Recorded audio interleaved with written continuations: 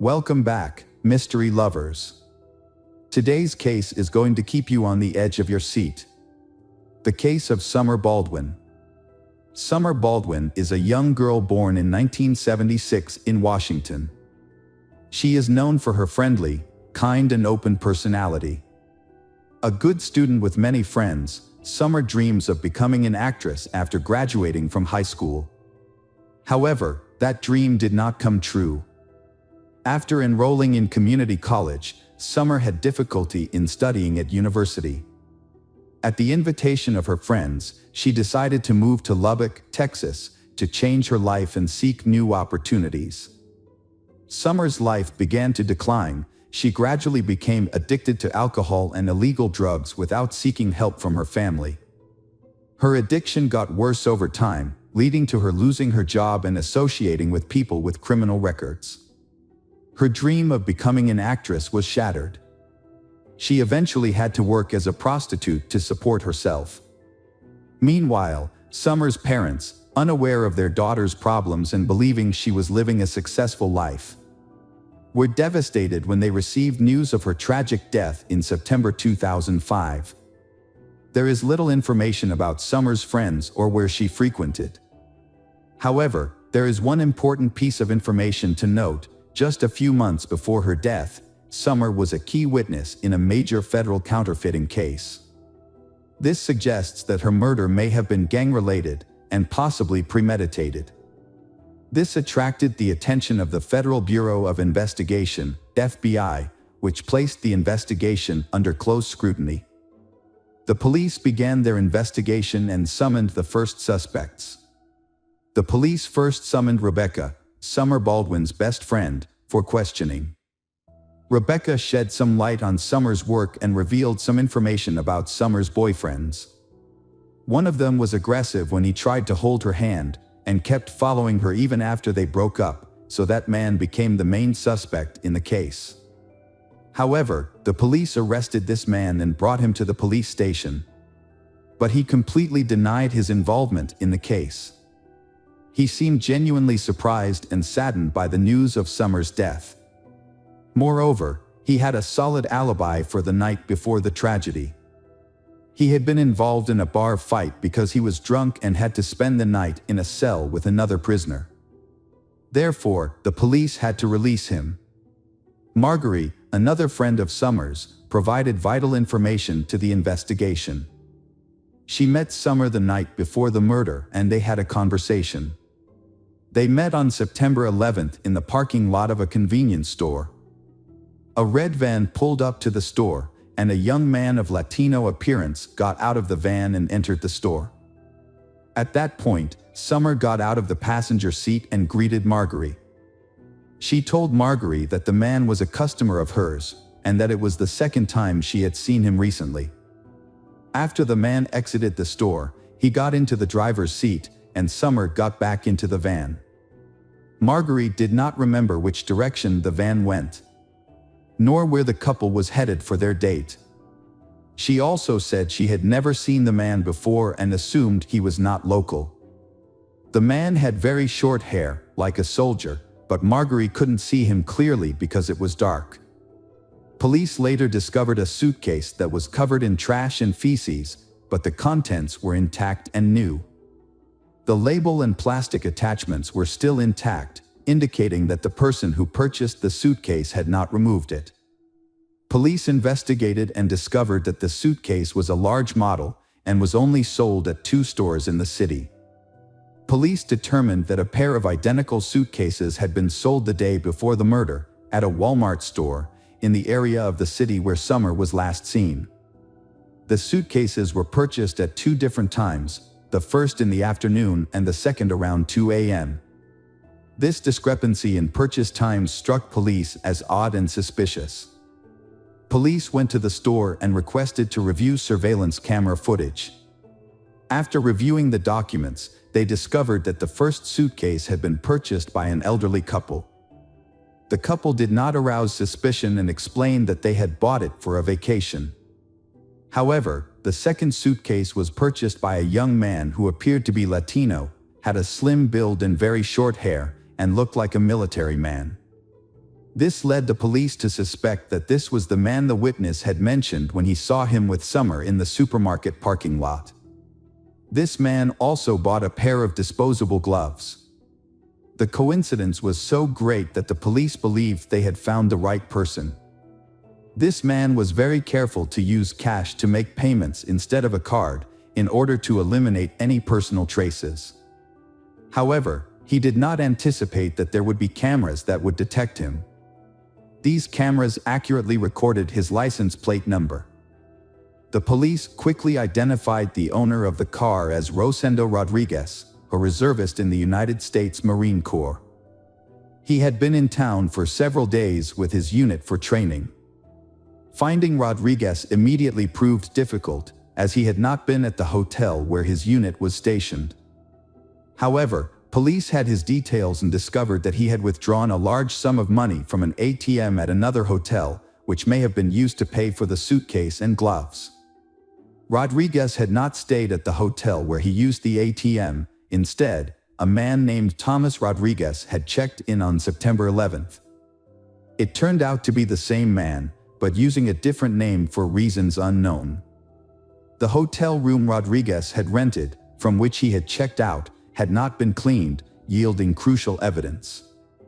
There were brown stains and splatters on the carpet, bed, and walls that looked like dried blood. A card from a new suitcase was found near the bed, and a trash bin contained used birth control pills and disposable gloves. Forensic analysis confirmed that the dried blood in the room belonged to Summer, and the DNA on the birth control pills and gloves matched both Summer and Rodriguez. There was no doubt that they had found the killer, but Rodriguez had left town by then. However, with all the information they needed, tracking him down was easy. Rosendo Rodriguez III was born on March 26, 1980, in Wichita Falls, Texas, to a poor Mexican immigrant family. Reports indicate that he experienced violence and harsh treatment as a child. His father, described as domineering and aggressive, struggled with alcoholism and was often abusive to his wife and children. Throughout his childhood, Rodriguez showed an aggressive nature, often getting into fights at school. However, as he grew older, he learned to control his anger. After graduating from high school, he attended Texas Tech University and moved away from his parents, living on his own. He held a variety of jobs before deciding to serve in the U.S. Marine Corps, including working at a pizza parlor, as a mail carrier, and as an office worker. His military colleagues described Rodriguez as quiet, disciplined, and responsible. He was considered a trustworthy friend, always willing to help others, and had a solid academic background. He was also attractive, which made him attractive to women. Rodriguez was arrested on September 15 at his home in San Antonio. When police arrived, he remained calm and appeared unaware of the seriousness of the situation. During the search, a striped shirt and shorts were found, matching the outfit he was wearing when he purchased the suitcase, which was captured on surveillance video. His laptop and cell phone were also confiscated. During the first weeks, Rodriguez remained silent and denied any involvement in the murder of Summer Baldwin. However, the evidence against him was overwhelming, so, on the advice of his lawyer, he began to tell his version of the story, which differed greatly from the scenario set up by forensic experts. Initially, Rodriguez explained that he had accidentally checked into a different hotel than his teammates.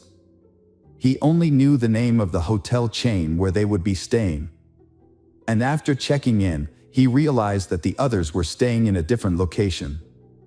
He decided not to move because the military leadership said it was unnecessary. However, he did not explain why he checked into a room under a different name. On the morning of September 10th, Rodriguez rented a van to make it easier to move. That evening, while walking around the city, he said he ran into Summer Baldwin. According to his account, he saw a blonde woman sitting on a bench by the side of the road, covering her face with her hands as if she were crying. Curious and concerned, he stopped to check if she was okay and needed help. They began chatting, she calmed down, and then they went to his hotel room, where they talked and had a few drinks. In his testimony, they were not intimate. The next morning, Rodriguez drove her home, but they agreed to meet in the evening. He picked her up at the same location around 9 p.m. and went to a supermarket where Summer met her friend Marjorie. They then returned to the hotel, where Rodriguez said there was consensual intimacy between them. However, Rodriguez later said that Summer became aggressive and demanded money, which surprised him because he did not realize he was seeing a prostitute. And Summer's demand for money made him feel threatened. He disarmed her and punched her in the face, causing her nose to bleed. Rodriguez claimed that he had no intention of harming Summer and that his actions were in self-defense. However, just a few minutes later, Summer collapsed on the bed, convulsing and foaming at the mouth. Rodriguez said that he tried to help her, but was unable to perform CPR due to the blood and foam on her face. After a minute, Summer stopped breathing and Rodriguez realized that she was dead. He became panicked and took several actions to cover up the incident. Rodriguez went to a nearby store, bought a suitcase and gloves, then returned to the hotel, put Summer's body in the suitcase and threw it in the trash. He knew that the suitcase would be taken to the landfill the next morning. Rodriguez then checked out of the hotel, returned the rental car and drove home to San Antonio, trying to pretend that nothing had happened. However, investigators found several inconsistencies in Rodriguez's testimony that suggested he had lied. One of the key pieces of evidence was the testimony of Marjorie, who met Summer in the parking lot on the night of the murder. Marjorie claimed that Summer made it clear to her that the man was her client, with whom they had previously had a paid encounter. Rodriguez claimed that everything between them was consensual, but evidence on Summer's body suggested that she had been taken advantage of. It is possible that their first night together was consensual, which is why Summer agreed to meet Rodriguez again. However, Rodriguez's testimony that he only hit Summer once in the face to calm her down does not appear to be true. The autopsy revealed approximately 30 new bruises on Summer's head and body on the night of the murder, along with several stab wounds. This suggests that Rodriguez used violence against Summer. Additionally, the fact that Summer was still alive when Rodriguez stuffed her into the suitcase contradicts his testimony that she was dead.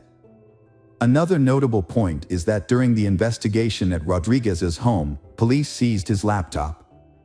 When they reviewed his search history, they discovered that Rodriguez had been actively searching for information about Summer, whether the police were looking for her, and whether her body had been found in a dumpster. It is worth noting that Rodriguez also frequently searched for information about Joanna Rogers, a 16-year-old girl from Lubbock who had gone missing a year and a half earlier. When authorities offered Rodriguez a plea deal in exchange for information about Joanna's fate, he reluctantly accepted and told his story. He said he met Joanna, a high school student in Lubbock, in late April 2004. After several meetings, they went to his hotel room on May 4th. An argument over money ensued, along with threats of a rape lawsuit. Meanwhile, Rodriguez gagged Joanna to keep her quiet, but this action inadvertently caused her death. He then put the body in his suitcase and threw it in the trash to dispose of it. Rodriguez initially confessed to these actions but later recanted, claiming he was coerced. To strengthen the case, the police conducted a large search of the city's landfill in search of Joanna's body.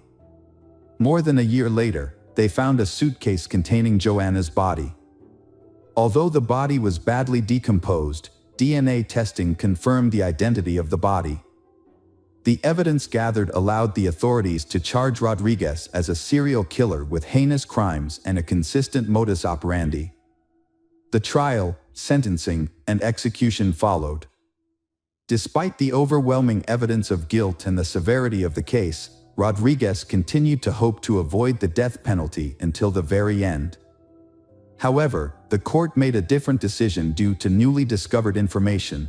The victim, Summer Baldwin, was 3 months pregnant at the time of her death.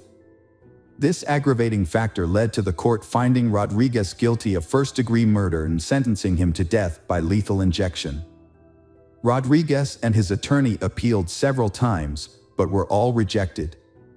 On March 27, 2018, nearly 10 years after his conviction, Rosendo Rodriguez was executed at the Huntsville prison in Texas. It was the fourth execution in Texas and the seventh in the United States in 2018. Hello friends, welcome to our channel. Today we're going to take a look at another horrible case with you.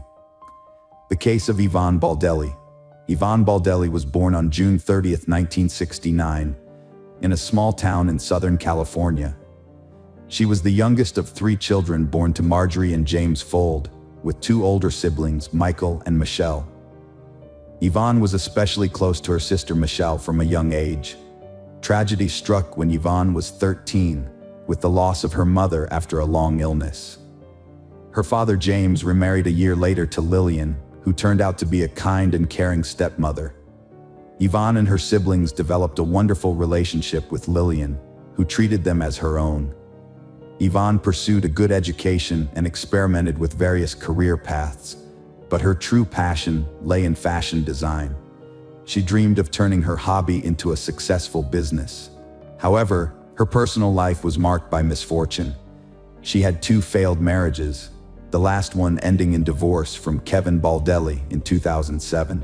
Adding to her woes, Yvonne underwent surgery in her youth, which was followed by complications that left her unable to have children.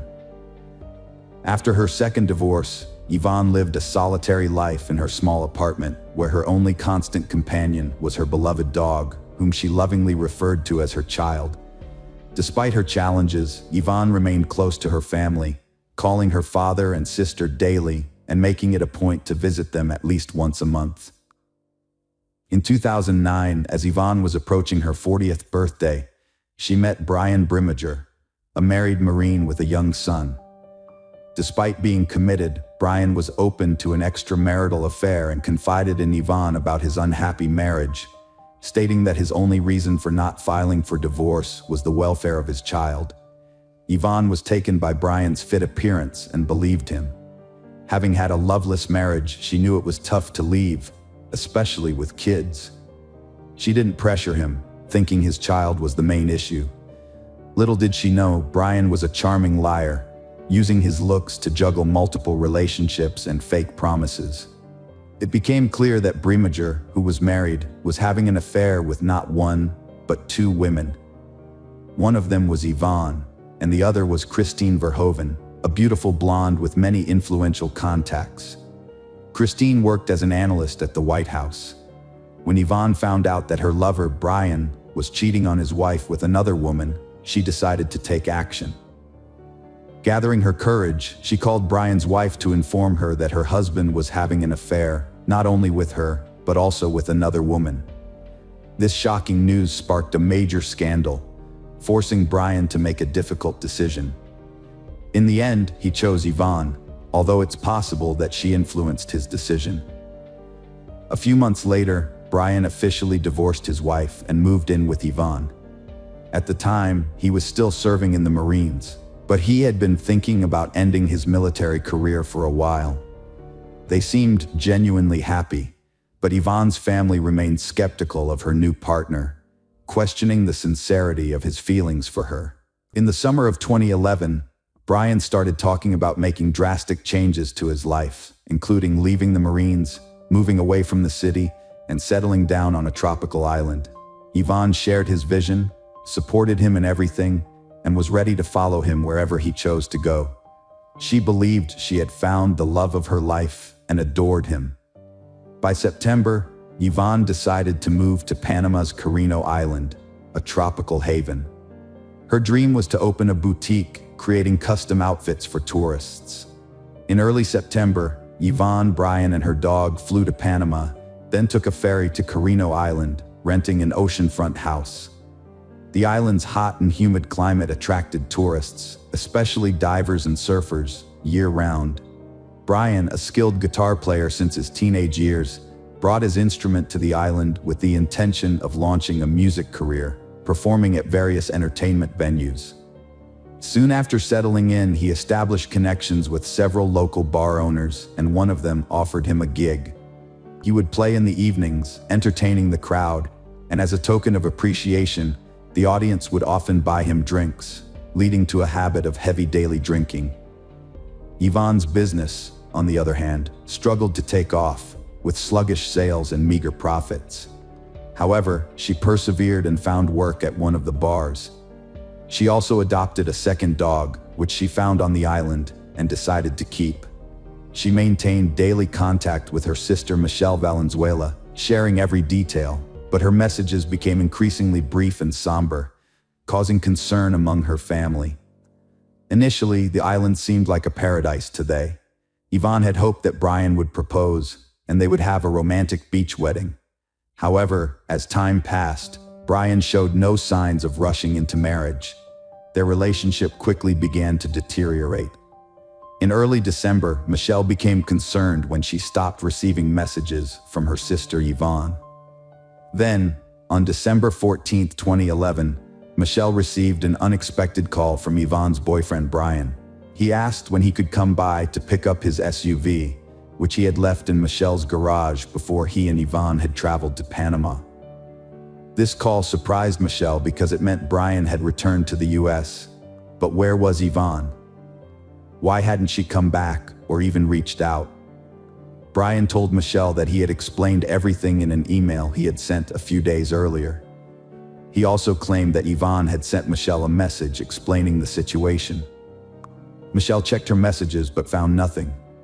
So, she turned to her email and discovered two unread messages, one from her sister Yvonne and one from Brian. Brian claimed in his message that Yvonne had left him for a new lover and moved to Costa Rica. However, a message supposedly from Yvonne stated that she had left him after discovering his infidelity and that another woman, Christine Verhoeven, had given birth to his child. This message also claimed that Yvonne had met someone new and gone to Costa Rica with him. It seemed believable at first, especially since Yvonne was unable to have children, and news of her partner's infidelity could have been devastating. However, Yvonne was not one to act impulsively, and it was unusual that she hadn't contacted her sister to discuss her situation. The tone of the message from Yvonne also raised suspicions, as it didn't sound like her previous communications. Michelle suggested filing a missing persons report for Yvonne, but Brian was hesitant, claiming she was fine and capable of taking care of herself. He insisted she would come home on her own, but his nervousness and quick departure after picking up his vehicle raised suspicions. Shortly after, a message from Yvonne's phone arrived, stating she would return home in January for their father's birthday. This brought Michelle some relief, and she decided to wait, hoping Yvonne would come back as planned. By mid-January, Yvonne remained missing and hadn't reached out. Meanwhile, Michelle was stunned to learn that Brian had unexpectedly married Christine Verhoeven shortly before the new year began. What made this even more surprising was that he had only parted ways with his previous girlfriend a few weeks earlier. Michelle's concern for her sister's safety prompted her to report Yvonne missing to the police, as she suspected Yvonne hadn't actually gone to Costa Rica. An official inquiry to Panama confirmed her fears, verifying that Yvonne Baldelli had not left the country. Michelle's cousin, a programmer, helped trace the IP address of the emails supposedly sent by Yvonne from Costa Rica in December. The investigation revealed that the emails were actually sent from Dana Point, California, where Brian was located. The same IP address was used for an email sent by Brian himself. As the situation grew increasingly alarming, Michelle quickly informed the police of her discovery. Valenzuela then reached out to the FBI and the State Department, sharing her suspicions that Brian had harmed her sister in Panama, and continued to send messages from her phone and email, impersonating her for about a month. Although there wasn't enough concrete evidence to arrest Brian at the time, law enforcement interviewed him and continued gathering proof of his guilt. It was discovered that Brian had asked Christine to marry him while he was still in Panama with Yvonne, promising they would soon return and raise their daughter together. However, Christine was not aware that her child's father had gone to the island with another woman, as he had told her he was there on a business trip. 2 months after Yvonne's disappearance, her sister and niece conducted their own investigation and flew to Panama, where they sought the help of Don Winter, a former U.S. intelligence officer turned investigator who specialized in finding missing U.S. citizens. They shared the story of Yvonne's disappearance and the version of events Brian had given. After listening to them, Winter immediately expressed his concern that the chances of Yvonne being alive were low. With his extensive experience in such investigations and using his connections, Winter decided to pressure the Panamanian government and publicize the case, turning Yvonne's disappearance into international news. A press conference was also organized, which included Yvonne's family members. After arriving in Panama, Yvonne's father, stepmother, brother, and several other relatives and close friends joined the search for Brian Baldelli and assisted in the investigation. Together, they thoroughly searched the tropical island of Carino, but found no trace of him. The dense undergrowth and swampy marshes, which were home to a wide variety of wildlife, hindered their search efforts. The family also questioned the island's residents about their knowledge of Brian and Yvonne and what they could reveal about the couple's behavior. It became clear that Brian and Yvonne had been drinking excessively and frequently got into loud public arguments, disregarding those around them. Almost daily, they were seen in bars, drinking and arguing. Moreover, people began to notice bruises and scratches on Yvonne's face and body, and she rarely removed her sunglasses, seemingly to conceal the bruises under her eyes. The landlord of the house they rented confirmed that neighbors regularly complained about the noise, screams, and cursing coming from their residents.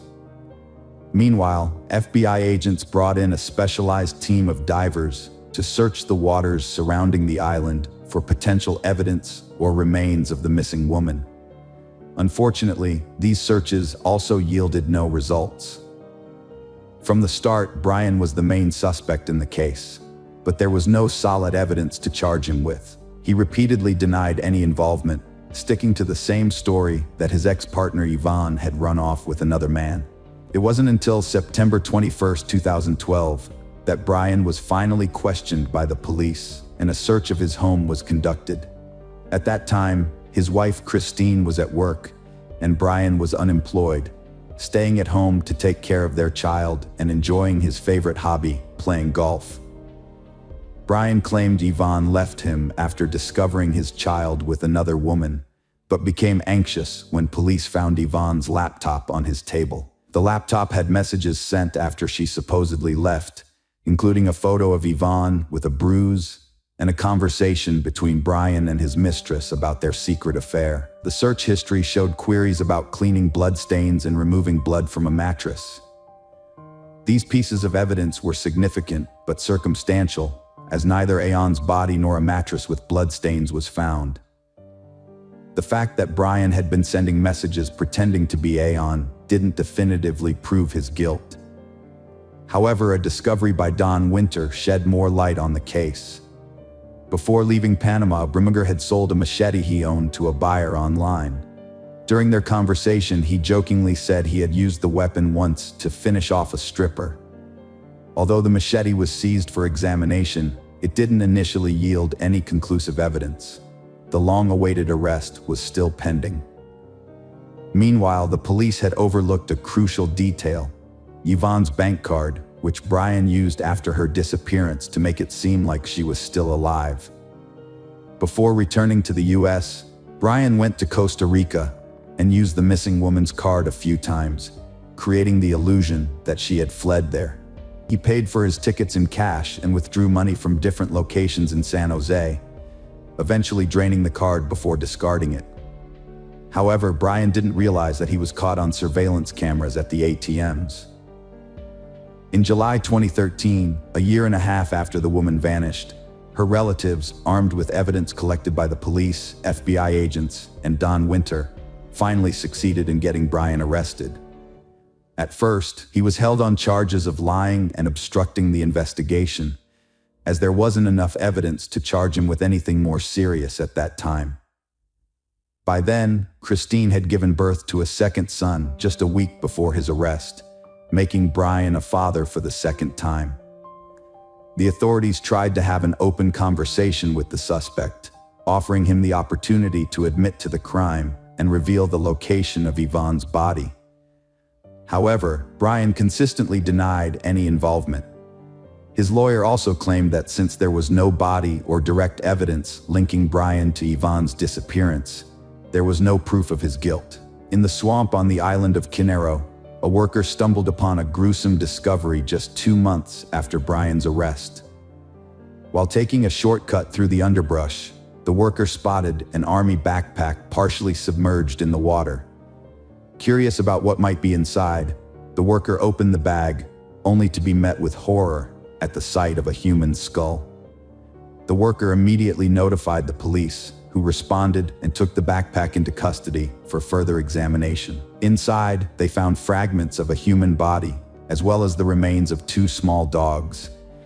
The remains had been deliberately dismembered, placed in the bag, and discarded in a remote area, likely intended to never be found. DNA testing later confirmed that the human remains belonged to Yvonne. However, many of her limbs were missing.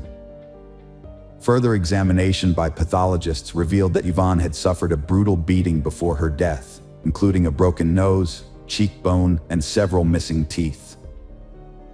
When the unique chop marks on the victim's bones were matched to the machete's blade, it confirmed that the body had been dismembered with this weapon, as each blade has a distinct signature, similar to human fingerprints.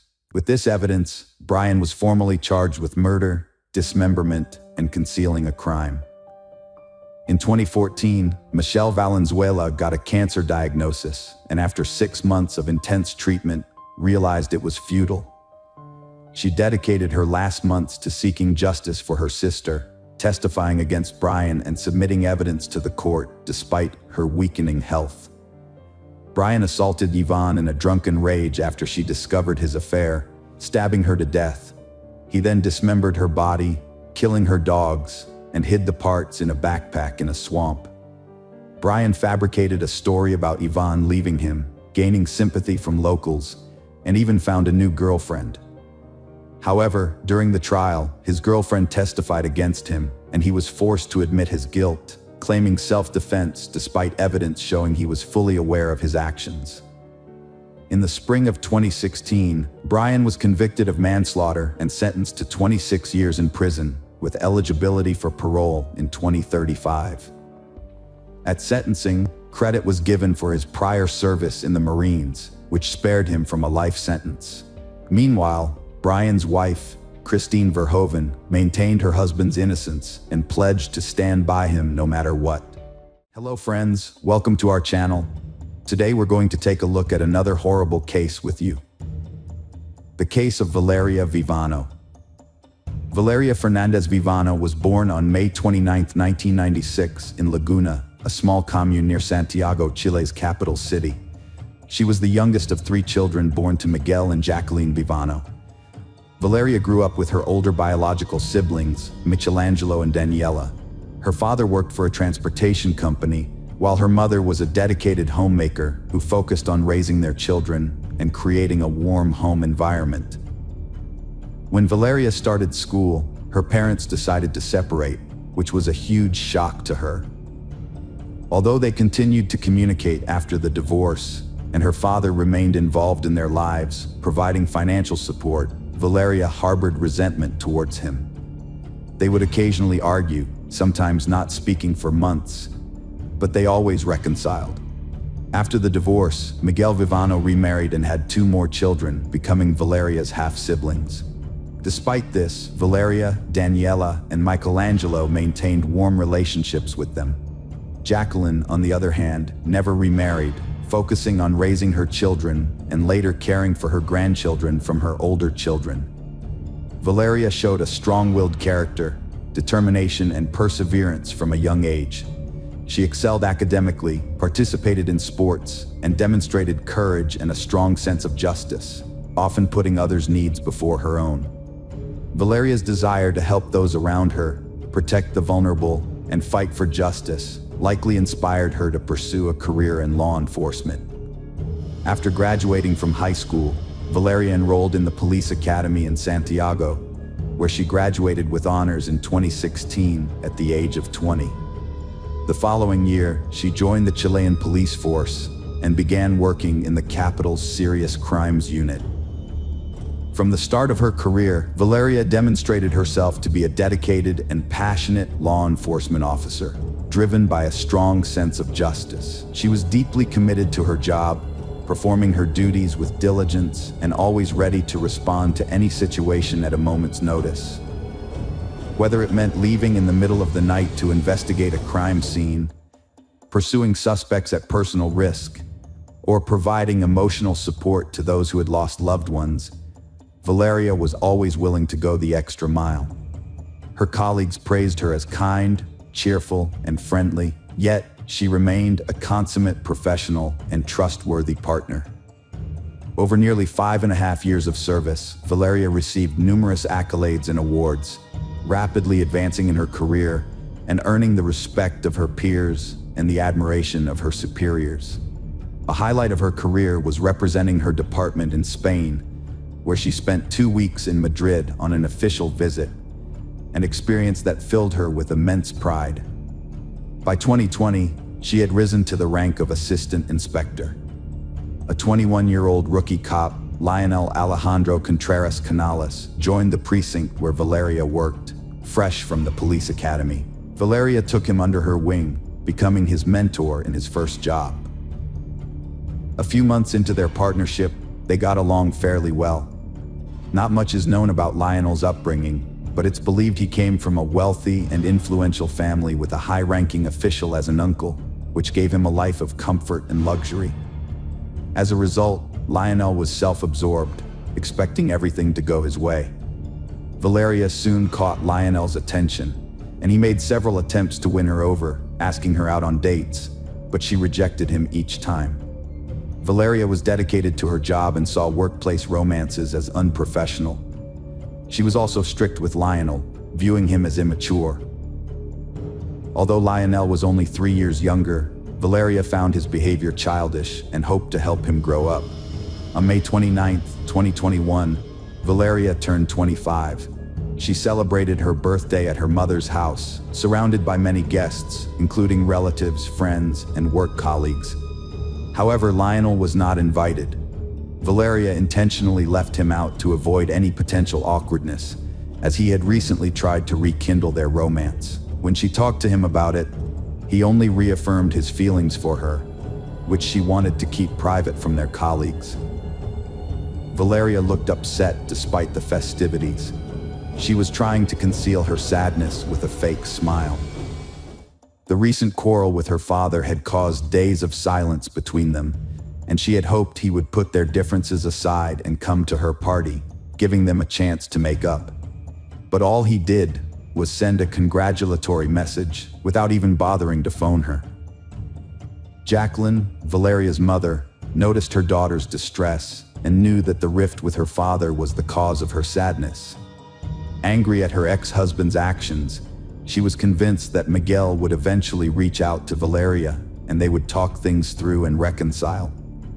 Tragically, Valeria and her father never got the chance to resolve their issues. 2 weeks later, she lost her life in a fatal shooting while on duty on June 13, 2021. Valeria was participating in street patrols and vehicle checks that night, searching for suspects related to a crime that had occurred the previous day in a suburb of the capital. The police had issued an alert for a white Kia Chato, believed to be driven by a suspected criminal who was likely armed and possibly accompanied by others in the car. Valeria was riding in a patrol car with her partner Lionel, driven by Deputy Commissioner Felipe Gilardo. They spotted the suspect's vehicle and immediately gave chase, without waiting for backup. The officers successfully intercepted and blocked the suspect's escape. Canales and Vivano jumped out of their vehicle, guns drawn, and yelled for the offenders to surrender and exit their car with their hands raised. Just then, a single shot rang out, and in the ensuing chaos, Valeria clutched her side and fell to the asphalt beside the police car. Reinforcements arrived simultaneously, and her colleagues heard the shot and saw that she was wounded, but they couldn't fully comprehend what had happened or who had fired. The criminals took advantage of the momentary confusion, sped away, and escaped the scene. Despite the swift arrival of medics and her colleagues' efforts to stop the bleeding, Valeria's life couldn't be saved. She was rushed to the nearest hospital, where top specialists fought to save her life for several hours. Unfortunately, due to severe blood loss and damage to vital organs, Valeria passed away on the operating table, never regaining consciousness. Valeria's family rushed to the hospital after hearing the news, but they were too late. Miguel, her dad, was overwhelmed with grief and regret, haunted by their recent petty argument. His guilt was so intense, it put his own health at risk. Valeria died in the line of duty during an operation to catch dangerous criminals, hailed as a hero for giving her life to ensure others' peace and safety. Local media extensively covered the story, praising her courage and selflessness. The public was shocked and captivated by the arrests, and soon the suspects were identified as 19-year-old Miguel Alejandro Cupin and his 17-year-old accomplice, whose name was not released due to his age. Both had previous convictions for minor crimes. In response to the arrests, Chile's president, Miguel Juan Sebastián Pinera, issued an official statement promising that those responsible would face the full extent of the law. As the investigation progressed, some facts didn't add up. Valeria's body was returned to her family after the autopsy and buried in a capital city cemetery, with hundreds attending the funeral. Her parents described the experience as a terrible nightmare. Notably, among those who carried Valeria's coffin was her colleague Lionel, who seemed more grief-stricken than anyone else. However, other colleagues reported that there had been recent tension between Valeria and Lionel, to the extent that Valeria didn't even invite him to her birthday celebration. Legal proceedings started right after the funeral against those arrested the next day. Initially, everyone thought the guilty ones were caught and proving it would be easy. But it soon became clear the investigation was flawed, with key details missed and evidence ignored. A month and a half after the officer's death, 2 employees were suspended for their alleged role in the incident. Valeria's parents were called to the prosecutor's office, expecting new evidence. Instead, they were devastated to learn from prosecutor Juan Carlos Carrasco that their daughter died from a bullet fired by her colleague. Subsequent investigations showed that the fatal shot was fired from a service weapon held by one of Valeria's co-workers. A same-day ballistics test confirmed this, but the results were tampered with, and the bullet's characteristics, shape, caliber, and weight were incorrectly recorded in the evidence locker. Furthermore, the bullet had passed through Valeria's body, but it wasn't extracted. Instead, it was reported to have been extracted, and the entry and exit wounds in the forensic reports were switched. The shot was fired into her back, not her abdomen. Furthermore, the detainees who were on trial, claiming to have confessed to their involvement and were on the verge of imprisonment, began filing complaints. They alleged that their confessions were obtained through torture and threats, and the pistol they had with them that evening was not even loaded. Moreover, their involvement in the prior crime that prompted the interception plan that fateful night remained unconfirmed. A surprising twist emerged in the public's perception of Vivano, transforming her from a tragic hero who died in the line of duty to an innocent victim betrayed by her own colleagues. As a result, the main suspect shifted to Felipe Gilardo Ara, who was driving the police car, and Lionel Alejandro Contas Canales, Vivano's partner, who was seated in the back. Both were immediately suspended from duty. On August 5th, it was discovered that the fatal bullet came from a police-issued weapon. A document surfaced showing examination results that implicated Lionel as the prime suspect, as he was the only one with gunshot residue on his hands, a crucial finding that had been mysteriously left out of previous reports.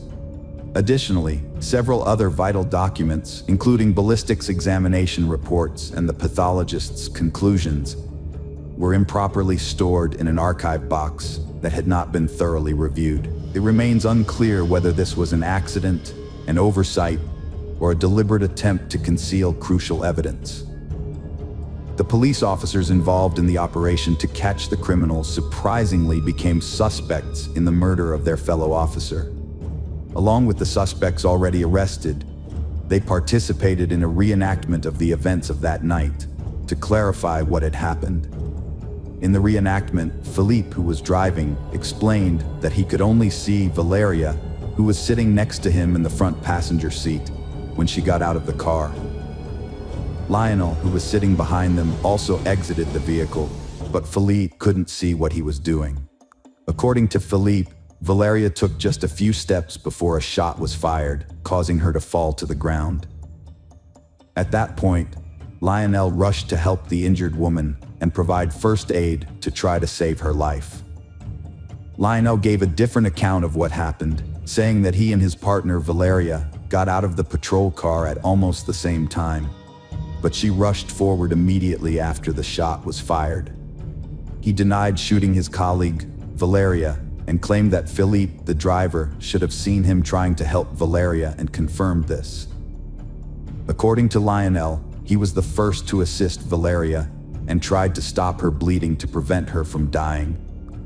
The investigation managed to reconstruct the events, despite inconsistencies in the witnesses' statements. They found that Canales was behind his partner when the shot was fired, which corresponded with the bullet's trajectory. Furthermore, he was the only one with traces of gunshot residue on his hands. Lionel was arrested as prime suspect after secret reports and test results were released, while other detainees were freed on condition they stay local, lacking evidence to implicate them. But the officers' motives remained unclear. The prevailing theory is that a tragic accident occurred when an inexperienced young officer unintentionally fired his weapon while standing behind his partner. In a state of panic, he attempted to assist her. Later, when submitting his service weapon, he falsely claimed not to have fired it. However, the truth eventually came to light, exposing that influential relatives of the young officer exploited their power, wealth, and connections to conceal the incident, leading to fabricated reports, missing documents, contradictory evidence, and coerced testimony from detained individuals. Despite Canales' arrest, suspicions about Philippe's involvement persisted. Philippe was also armed with the same service weapons, was present at the scene, and could have accidentally fired the fatal shot. Additionally, Philippe had a history of using his weapon unjustifiably during an arrest, although no one was harmed on that occasion. The defense team, hired by Lionel's relatives, presented a theory that Philippe might have accidentally shot his colleague due to the identical service weapons, which could have been mixed up or intentionally swapped. Philippe's own testimony was inconsistent, and he claimed he couldn't accurately describe the events that took place. Despite this, the lack of gunpowder residue on the driver's hands suggested his innocence. Philippe's explanation that the residue came from when he was compressing the victim's wound was not believable, given that Valeria's blood stains remained on his hands. The investigation was widely criticized, and the victim's parents were left feeling desperate, leading to public outrage and a loss of trust in law enforcement. Following further investigation, Lionel remained the sole suspect. Lionel was ultimately found guilty of manslaughter and sentenced to 12 years in prison. However, in a surprise move, the Supreme Court later overturned the sentence, reducing his imprisonment to just 540 days. Valeria's family is now planning to sue the Chilean state, accusing the judges of corruption. Hello friends, welcome to our channel. Today we're going to take a look at another horrible case with you. The case of Kelly Clayton. Kelly Clayton, also known as Kelly Stage Clayton, resides in Cotton, New York. Kelly Clayton had a promising life ahead of her. In high school, she was an exemplary student, excelling academically and serving as a role model for her peers. Her academic achievements were impressive, and she passed exams with ease. Despite her academic focus, Kelly's appearance was often described as model-like, and she could have pursued a career in modeling if she had chosen to do so. Following high school, Kelly enrolled in a teacher training university to become a chemistry teacher, which brought immense pride to her parents. However, after a few years, Kelly suddenly lost interest in her studies. It is unclear what triggered this change, but she eventually withdrew from the university and informed her parents that she no longer wanted to pursue a teaching career. Kelly felt that she was too young to be confined to a life of grading notebooks and managing classrooms. Instead, she expressed a desire to travel and experience life to the fullest.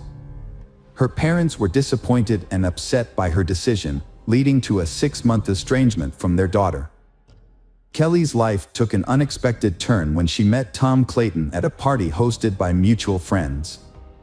Tom was immediately smitten with Kelly and began showering her with attention. His athletic physique and attractive appearance made him a standout, which wasn't surprising given his successful hockey career. As a semi-professional player for the Jackal team, Tom was known for his strength and aggression on the ice. However, he realized his hockey career would eventually end due to physical limitations. Tom would have to retire and enjoy the game from the sidelines, either by attending live matches or watching his favorite team on television. They continued with their lives, starting by returning to New York to get married.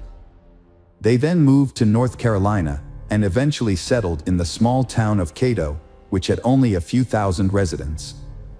Tom started a franchise that specialized in rebuilding houses damaged by fires or disasters. He also worked for a friend's company in a related field. Kelly, on the other hand, had dropped out of university and was working as a waitress. Although she changed jobs, she continued to work even after having 2 children. Tom's income was sufficient for the family, and Kelly could have quit her job to care for their daughters, but she chose to continue working to earn extra money. She used this extra income to buy toys and pamper her children. On September 28, 2015, Tom went to play poker with his friends, the Millers, as he usually did. He preferred to attend these gatherings alone, as playing for money required a certain level of skill and experience. Additionally, someone had to stay home with the children, and bringing the whole family would have turned the evening into a noisy and chaotic affair, detracting from the enjoyment of the game. That evening, Tom was on a losing streak, but instead of giving up, he tried to win back his losses. He suggested that anyone who wanted to stay and play until morning was welcome to do so, but no one took him up on the offer, and he ended up going home. At home, a horrific scene unfolded before Tom's eyes. His wife lay in a pool of her own blood, severely beaten and, at first glance, appeared lifeless. Panicked, Tom frantically searched the rooms for his children. Fortunately, they were unharmed but terrified. He quickly scooped up his daughters and rushed to his neighbor Derek's house, desperate to shield them from the gruesome sight of their mother's battered body. From Derek's house, Tom called the police, struggling to process the chaos. The officer who arrived at the scene found Tom kneeling beside his wife's body, attempting to administer CPR. However, the emergency medical technicians soon intervened and pulled Tom away, revealing the devastating truth: Kelly had been deceased for an extended period, and nothing could be done to revive her. The house was in disarray, with blood covering both floors. The bedroom showed signs of an intense struggle between Kelly and her killer, who carried out the brutal act despite the presence of children in the house. It appeared Kelly had been pushed down the stairs, as evidenced by the broken banister, and brutally beaten with a blunt object until the killer was certain she was dead. No signs of knife or gunshot wounds were found. The officer filming the crime scene observed that Tom seemed lost and in shock. He wandered aimlessly, briefly entering the room before exiting, and was unable to provide the officer with basic information, such as the location of the children's room or the emergency exit. However, when asked about his whereabouts during the murder, Tom calmly stated he had spent the evening at a friend's house playing poker. The officer, failing to obtain clear information from Tom, proceeded to question the neighbor and the children. Tom's eldest daughter, Charlie, described the perpetrator as a robber. According to Charlie, she and her sister were drifting off to sleep when they heard their mother scream loudly from the next room. Their mother yelled, "Charlie, run away from here," and then the whole house shook violently. They cautiously left their room and saw the perpetrator leaning over their mother, beating her with what looked like a hammer. They ran back into the nursery, blocked the door with a small nightstand, and hid under the bed. Fortunately, the perpetrator wasn't looking for them, as the nightstand wouldn't have been enough to stop him. When asked to describe the perpetrator, Charlie said he was big, like a bear. He wore blue jeans, a black shirt, and a mask similar to the one her father wears when hunting. Charlie also noted that the perpetrator's eyes looked like her father's, but she didn't remember anything else, as she only caught a brief glimpse before getting scared and running away. Police officers investigating the house couldn't find evidence to support her claim that the perpetrator was a burglar. There were no signs of forced entry at the front or back doors, but the garage gate was open, which could have been an entry point. However, nothing was stolen from the house, including jewelry and cash, and the cabinets were all closed. This was unusual, as burglars typically search every area. Officers quickly suspected that Tom, was involved in the murder. They believed he was pretending to be a grieving husband and had actually killed his wife to collect insurance payments.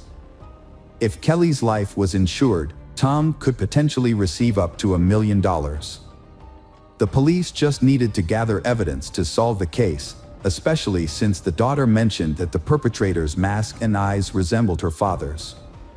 However, the police couldn't find the hunting mask in the house. After discovering Tom's whereabouts on the night in question, the police interviewed the other poker players. One of Tom's friends was incredulous. "You think Tom is the killer? That's unbelievable. His wife was just murdered, and instead of finding the real culprit, you're focusing on him." Another friend, less emotional, chimed in, "Tom couldn't have done it.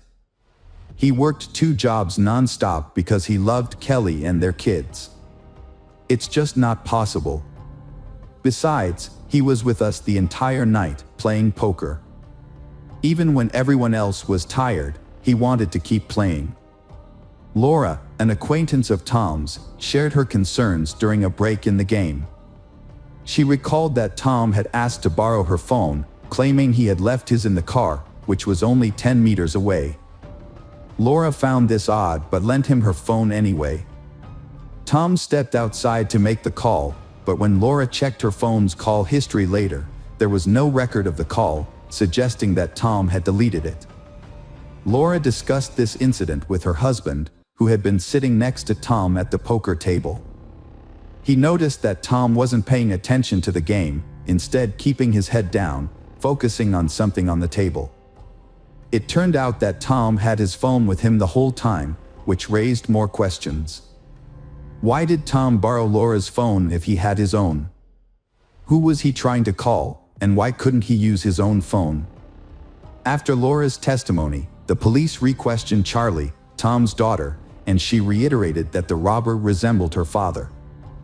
The next testimony came from the niece of Kelly. She explained that she hadn't told her Aunt Kelly about Tom's true nature because she didn't want to upset Kelly. Aunt Kelly adored Tom. The niece felt her truth wasn't needed, implying that it wouldn't change anything. The niece saw Tom as a person with 2 sides. On the surface, he appeared caring and attentive, often showering Aunt Kelly with attention and gifts, and even helping with childcare, which is more than many fathers do.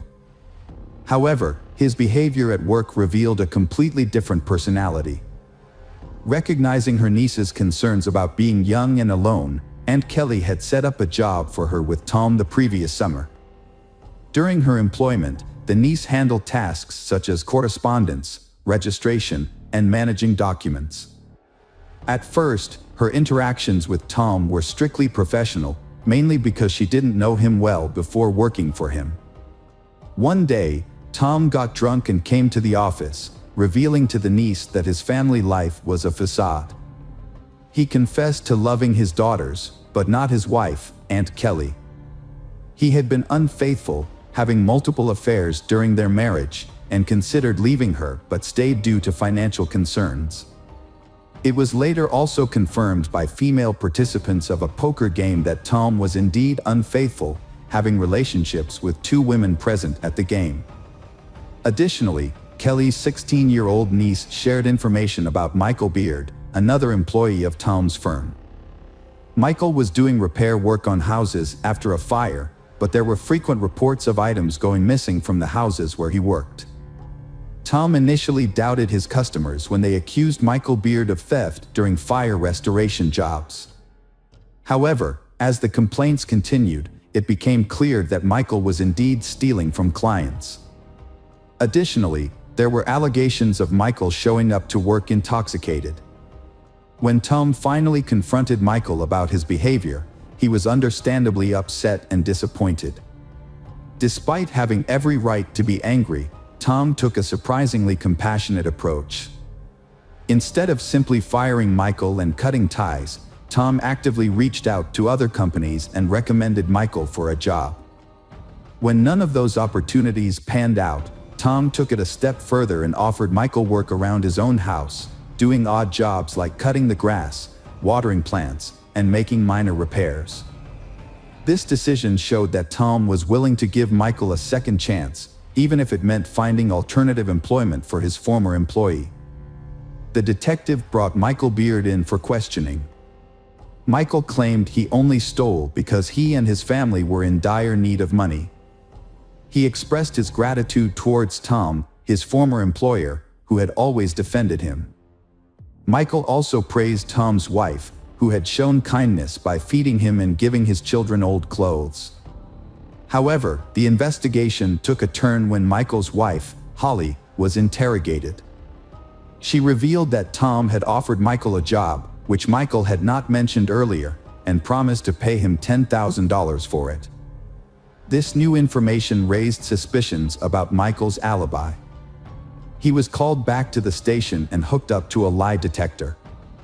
The test results indicated that Michael was lying, and he eventually cracked under pressure and began to confess. The investigation was sparked by the death of Kelly, which had shaken Michael. He had even attended church to pray for her soul, showing that he was genuinely distraught by her passing. Despite initial doubts about his involvement, the police had released him after the first round of questioning.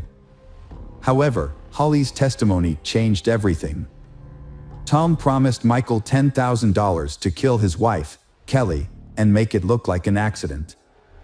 The plan was for Michael to sneak into the house while Tom was playing poker, strangle Kelly, and then start a fire to cover up the crime. The house was insured for a large sum of money. Michael found 2 cans of gasoline waiting for him in the garage, which he would use to set the fire. He quietly entered the house while everyone was asleep. He crept upstairs to Kelly's bedroom, but she was either awake or woken by the sound of the door. She saw Michael and began screaming. Kelly's screaming startled Michael, and he tried to strangle her. However, Kelly was stronger than she appeared and fought back. A fierce struggle ensued, moving from the bedroom to the kitchen. Michael was surprised by Kelly's strength, which made the fight much more intense than he had anticipated. Michael was in a state of shock and panic, flailing his arms wildly and grabbing at Kelly's clothes, unable to focus on the fight.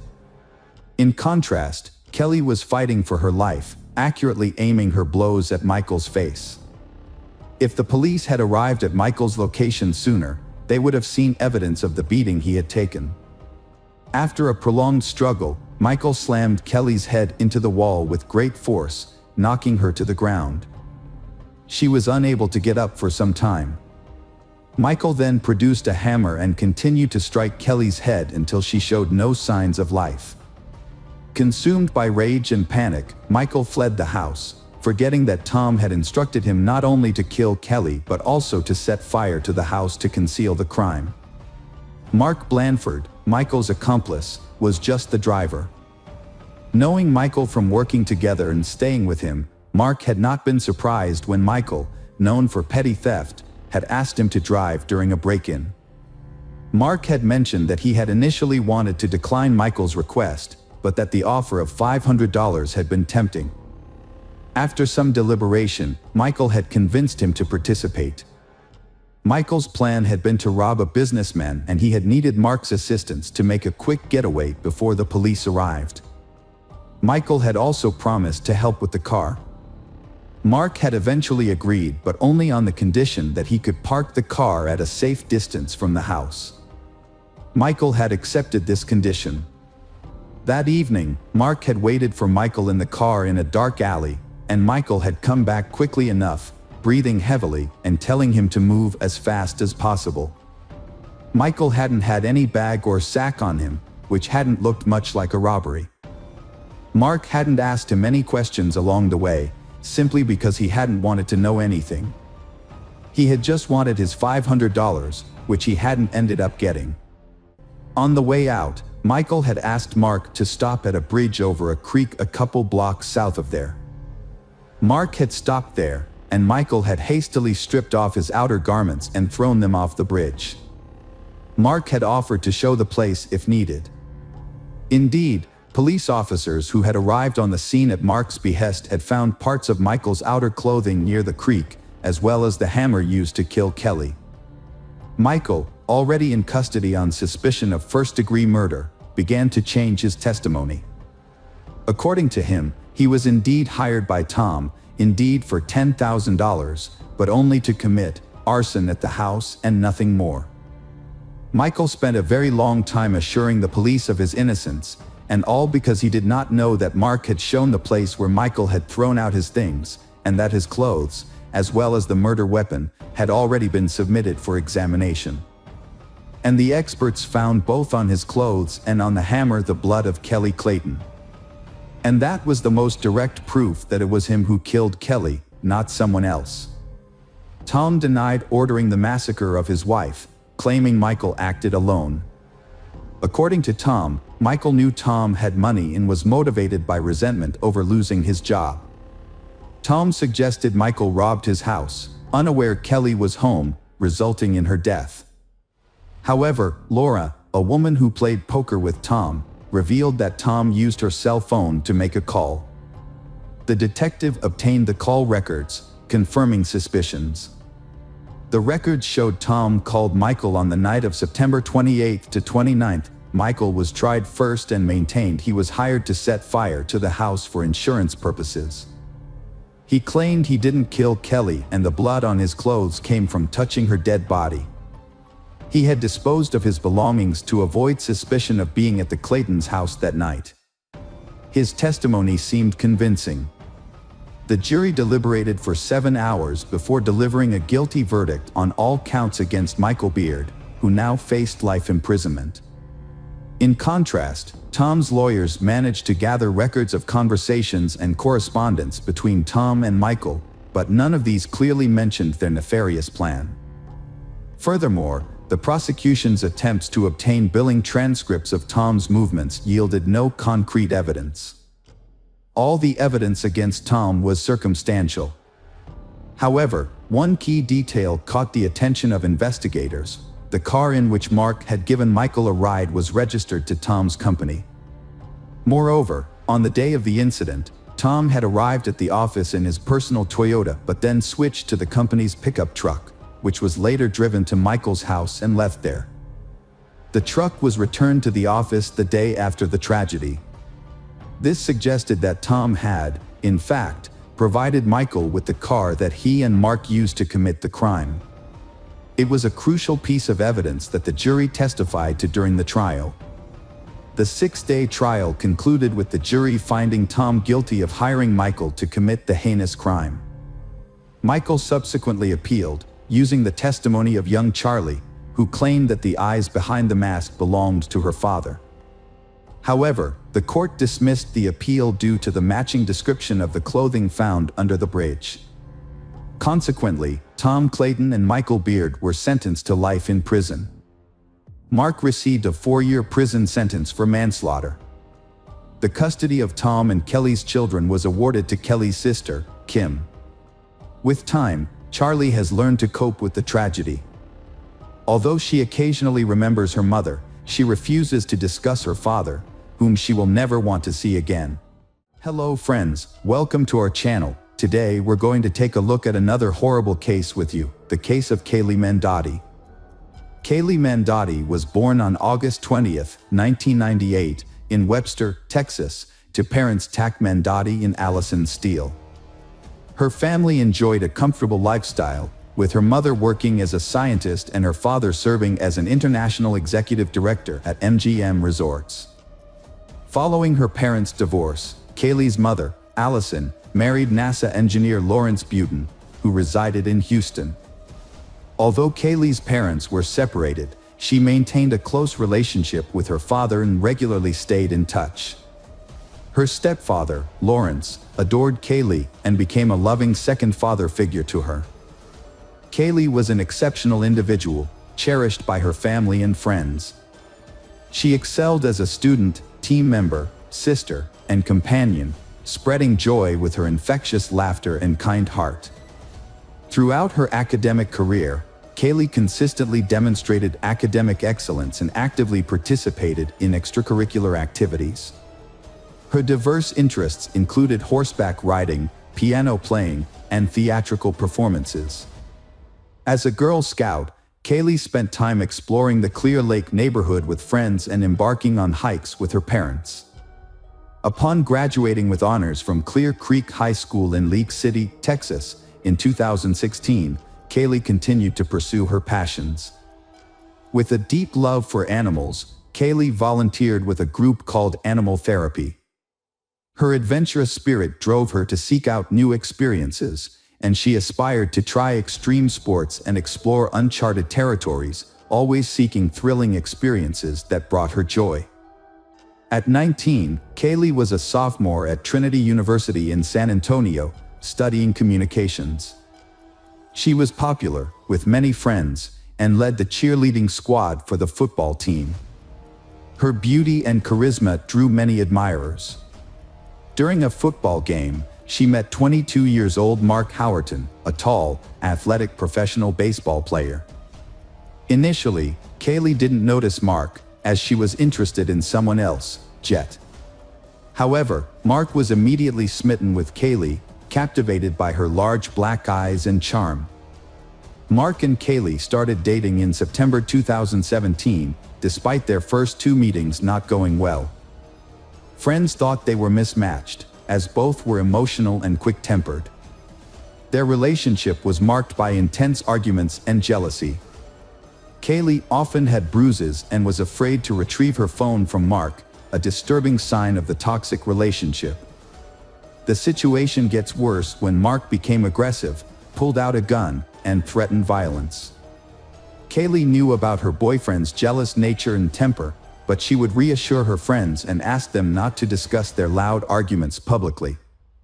However, on September 24, 2017, around 1 a.m., Kaylee's roommates had had enough and called the police due to loud noises and a man yelling and threatening violence coming from Kaylee's room. When the officer arrived, Mark was alone in the room, and Kaylee declined to press charges, downplaying the incident as just a lover's quarrel. Kaylee's friends suspected Mark of using controlled substances, which led to his angry outbursts. They recalled an incident where he threatened to throw Kaylee off a balcony and reported it to the police.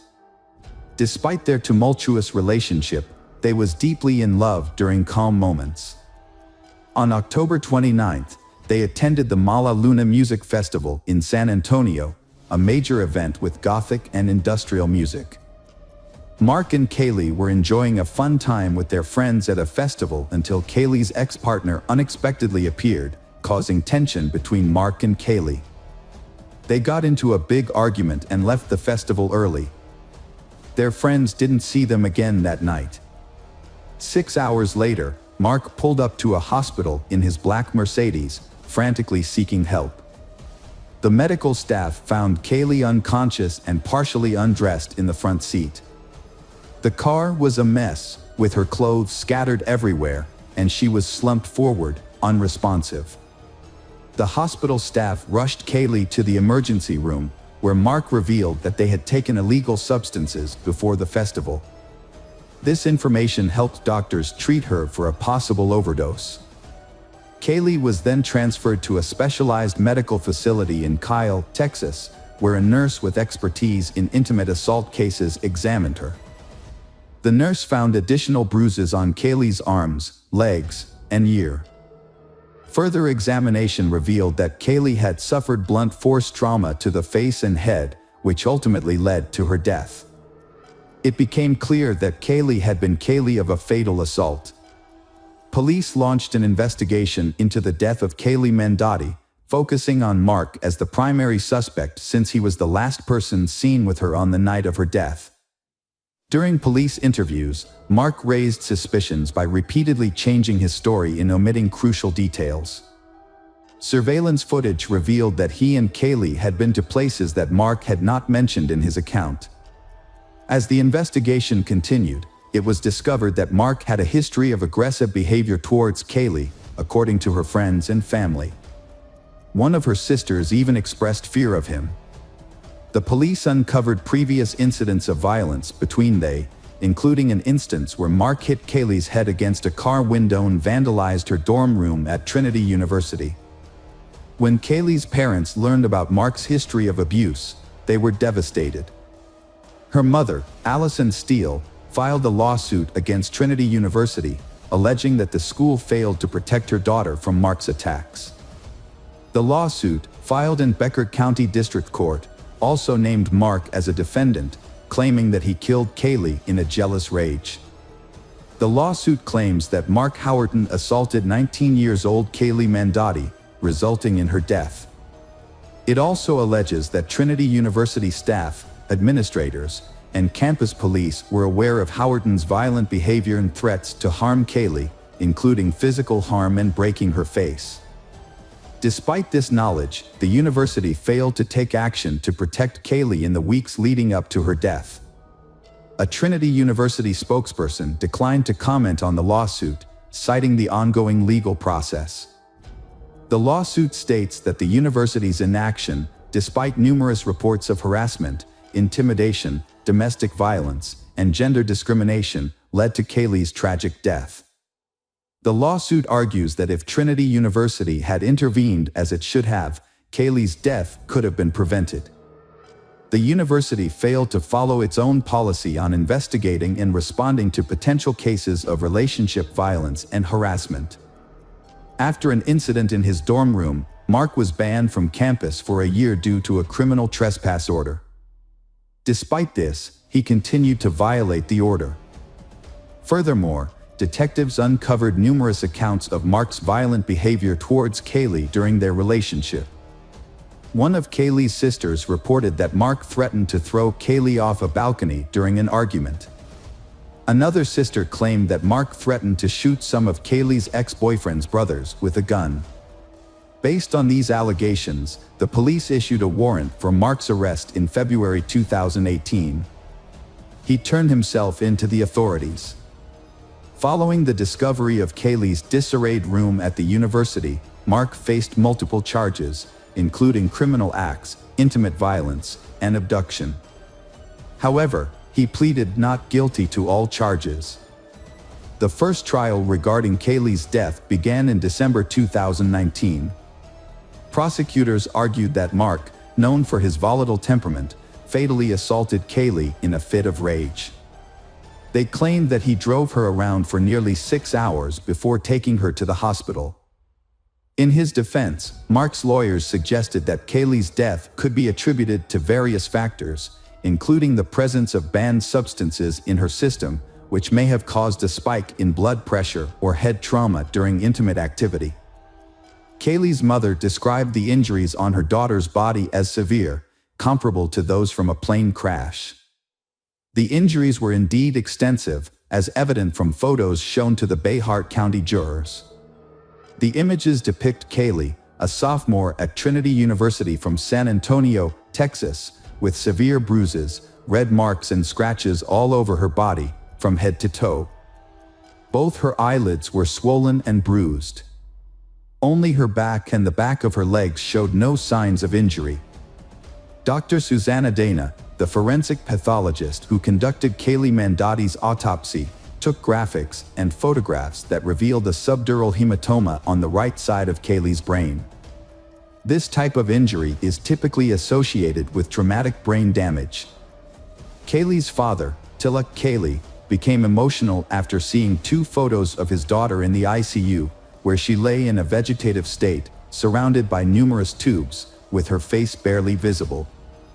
Dr. Susanna Dana testified about the severe head and facial injuries she found on Kaylee. These injuries included a dent in her skull, eye trauma, and extensive bruising on her jaws, mouth, gums, lips, and cheeks.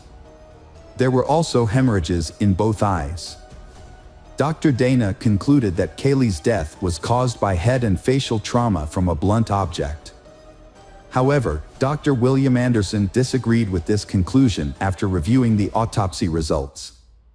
He pointed out that there were no fractures in the eye sockets, nose, or face, which suggested that Kaylee was not attacked from the front. Instead, Dr. Anderson believed that Kaylee's injuries were more consistent with a fall and subsequent medical treatment. Defense attorney John Hunter presented an alternative explanation, arguing that the prosecution lacked sufficient evidence to determine what happened to Kaylee Mandotti the night of the incident, making it impossible to prove Mark Howerton's involvement. During the trial, Hunter frequently highlighted Kaylee's history of drug use, including her treatment for substance dependence at a hospital. Professor Jason Wallach from the University of Sciences in Philadelphia testified that Kaylee had a high level of MDMA, ecstasy, or Molly, in her blood when her boyfriend took her to the hospital on October 29, 2017. The presence of this substance can turn a minor head injury fatal. Hunter stated that MDMA affects people differently, causing increased body temperature or electrolyte imbalances that can lead to loss of consciousness. Mark Howerton told investigators that he and Kaylee had an argument and engaged in consensual rough intimacy before she lost consciousness, but the origin and timing of her bruises remained unexplained. In December 2019, Allison believed Mark Howerton would be found responsible for her daughter's death. However, the trial ended in a mistrial due to the jury's inability to reach a verdict. Mark's defense claimed Kaylee's injuries were caused by hospital staff, leading to the hung jury in the 144th District Court, presided over by Judge Raymond Angeline. Because the jury was unable to reach a verdict, the case was dismissed, and Mark was acquitted of the charges in the first trial, leaving the case unresolved. District Attorney Joe Gonzalez, who had been handling the case from the beginning, expressed disappointment with the outcome and stated that he would review the case again. During this time, Kaylee's parents, Allison and Lawrence, began their own investigation. They gathered evidence and autopsy reports from the police and focused on a small, round bruise near their daughter's ear. They speculated that Mark might have hit her head against the car window, causing her to hit the door lock and get bruised. They hoped this new information would establish Mark's guilt. Lawrence found a similar Mercedes to Mark's and recreated the incident with photos. With the Texas Rangers' help, Lawrence got records and affidavits for an arrest warrant for assault and mischief. The records provided a detailed timeline of events leading up to Kaylee's death and evidence found during the investigation. The authorities exposed Mark Howerton's alleged deception to the Rangers and revealed the evidence that resulted in his arrest. Prosecutors described Howerton as a controlling boyfriend who constantly called Kaylee Mandotti, took away her phone, and isolated her from friends. 2 weeks before Kaylee's death, Howerton physically assaulted her, pushing her against a brick wall and trashing her dorm room. After the incident, Kaylee asked for space, but Howerton responded with dozens of messages, including a threat to end his life. Kaylee pleaded with him not to harm himself. That evening, Howerton called Kaylee around 200 times. Later, they attended a festival where they argued over Kaylee's ex-boyfriend. Mark Howerton took Kaylee from the festival, drove her to a deserted parking lot near the Whataburger headquarters, and spent over an hour there, according to GPS camera records. Prosecutors believe that it was in this parking lot where Mark Howerton attacked and killed Kaylee Mandotti. Kaylee Mandotti's family expressed gratitude to the Texas Rangers for their diligent efforts in securing suitable criminal charges against Kaylee's alleged attacker. Mark Howerton's pre-trial began in June 2023. During the trial, the prosecution initially considered presenting a video recorded by Kaylee's parents in the hospital that showed her injuries, but ultimately decided not to use it. The prosecution took into account evidence gathered with the assistance of the Texas Rangers, despite potential complications and new disputes. Mark Howerton was found guilty of aggravated assault resulting in bodily harm that led to a lethal outcome. He was sentenced to 20 years in prison, a fine of $110,000, and ordered to pay restitution to Kaylee Mandotti's family. Furthermore, he was prohibited from contacting over 20 individuals connected to the case. Now over 30 years old, Mark is serving his sentence in the Wilkes County Jail and will be eligible for parole in 2033. The conviction brought some closure to Kaylee's family, but felt the sentence was not enough for their loss. In the second trial, Mark Howerton faced additional charges, including aggravated assault and criminally negligent homicide, on top of the initial manslaughter charge. The prosecution changed its strategy to build a stronger case against him. However, Kaylee's family and prosecutors were unhappy with the outcome and pushed for a retrial. Kaylee Mandotti's tragic story shows the devastating effects of violence on a young life and her family's struggle for justice. Kaylee's story is a powerful reminder of the consequences of violence against young people with promising futures.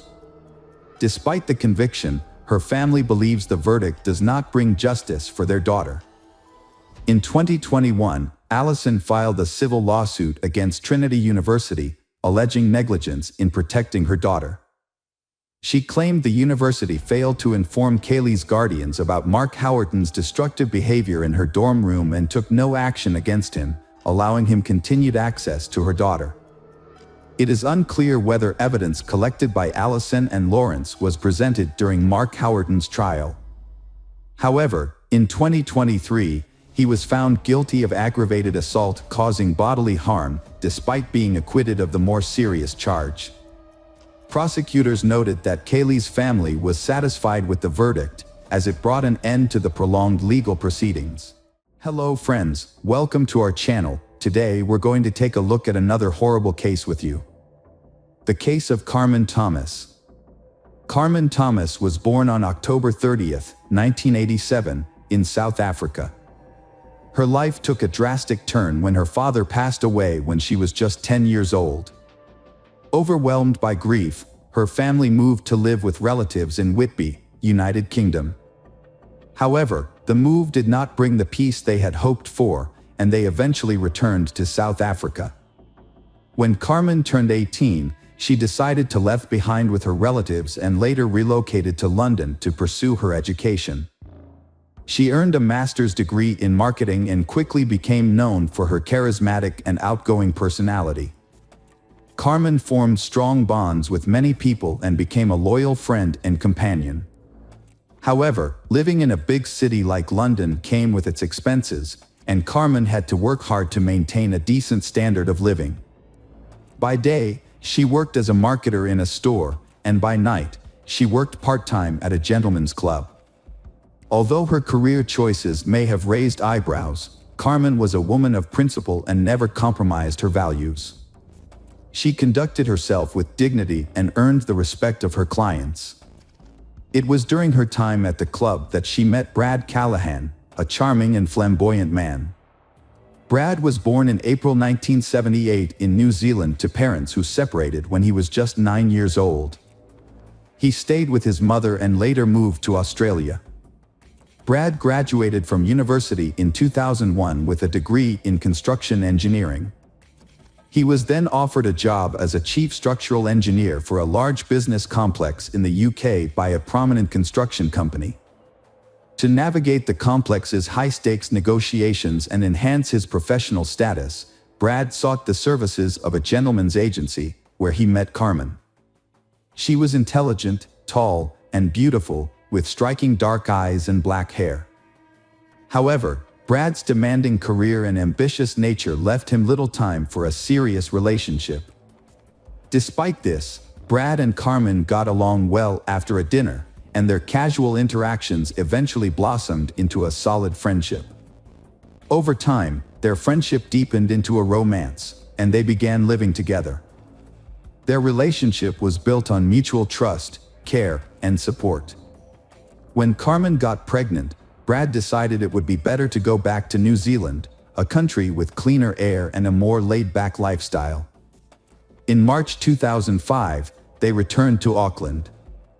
After the birth of their son Jack, they experienced immense happiness. They prioritized Jack's safety and well-being, making sure he had everything he needed for a happy childhood. However, the arrival of their son brought significant challenges to their relationship. The first problems arose in the relationship between Carmen and Brad due to disagreements on how to raise their child, causing tension and instability. After 3 years, they decided to go their separate ways, but shared joint custody of their son, Jack. The breakup was challenging for both, but they made a genuine effort to maintain a positive relationship for Jack's sake. Carmen and Jack eventually moved in with Colin, Carmen's half-brother, who also lived in Oakland. With time, Carmen regained her emotional balance and started a new life without Brad. In 2008, she and her son relocated to a house on a street near Brad's, so Jack could be close to his father. Having lost her own father at a young age, Carmen wanted to ensure Jack always had a father figure in his life. Despite her decision to live near Brad, Carmen's friends and family believed she and Brad still had a good friendship, but in reality, they only spent time together when it was related to Jack. As time passed, life continued for Carmen. After parting ways, Carmen and Brad each attempted to move on.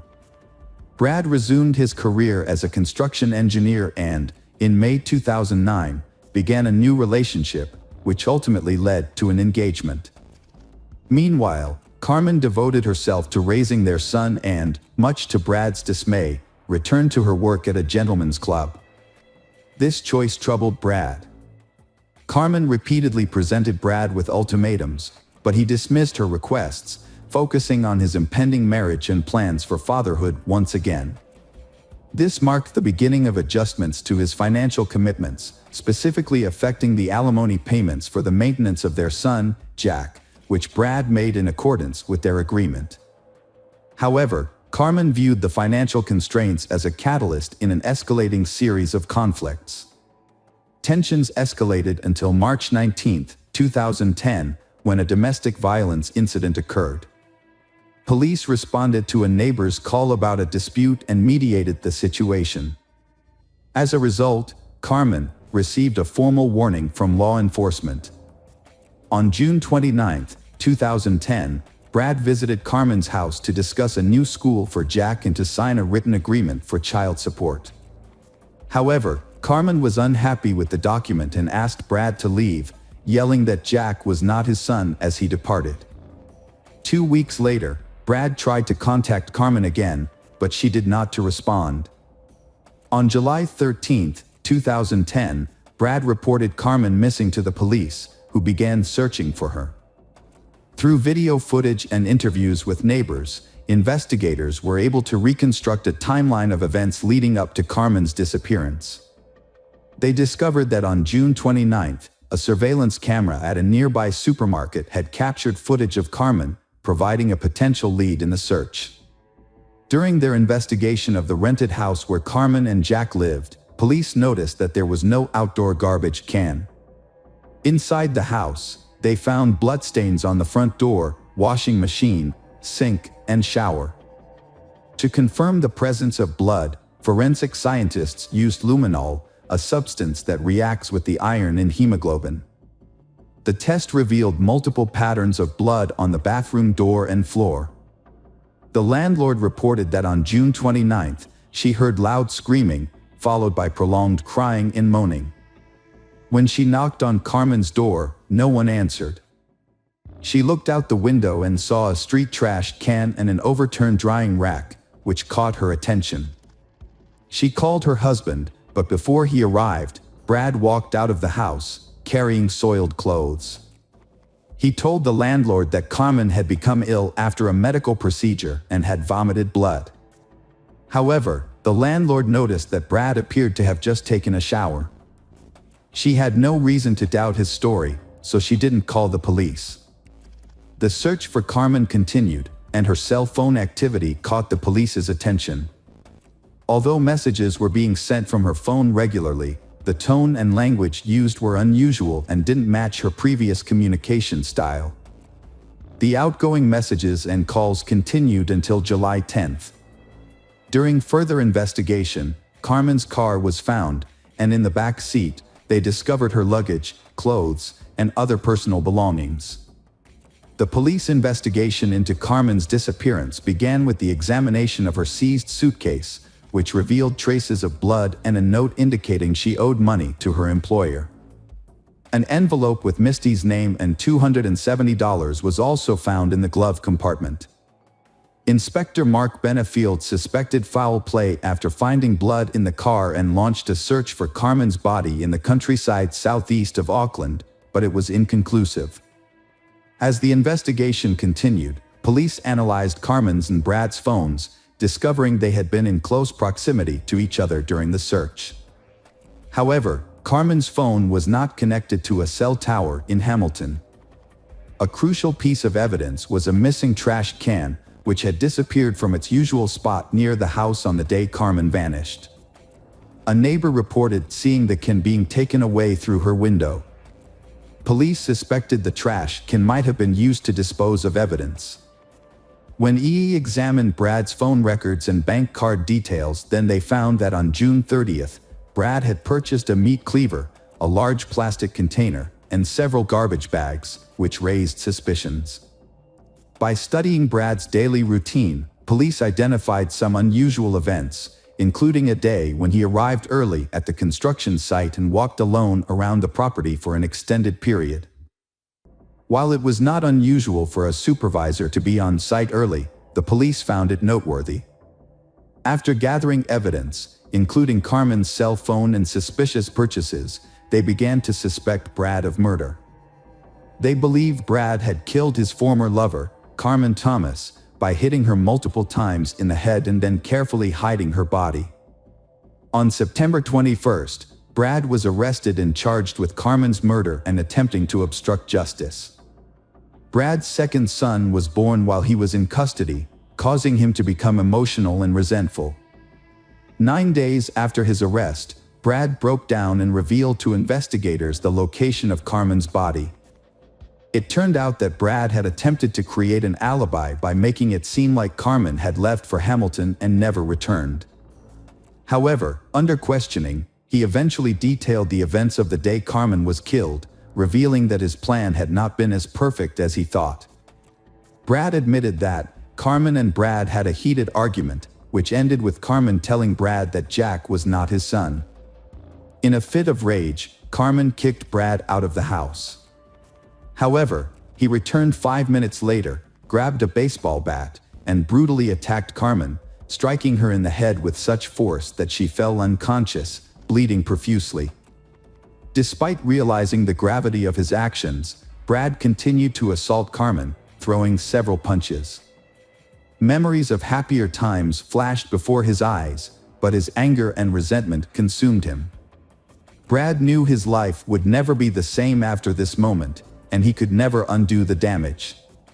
Nevertheless, he felt a twisted sense of satisfaction, believing that he had solved his problem and ensured that Jack was now his alone. Brad regained his composure, took a shower, and quietly left Carmen's house.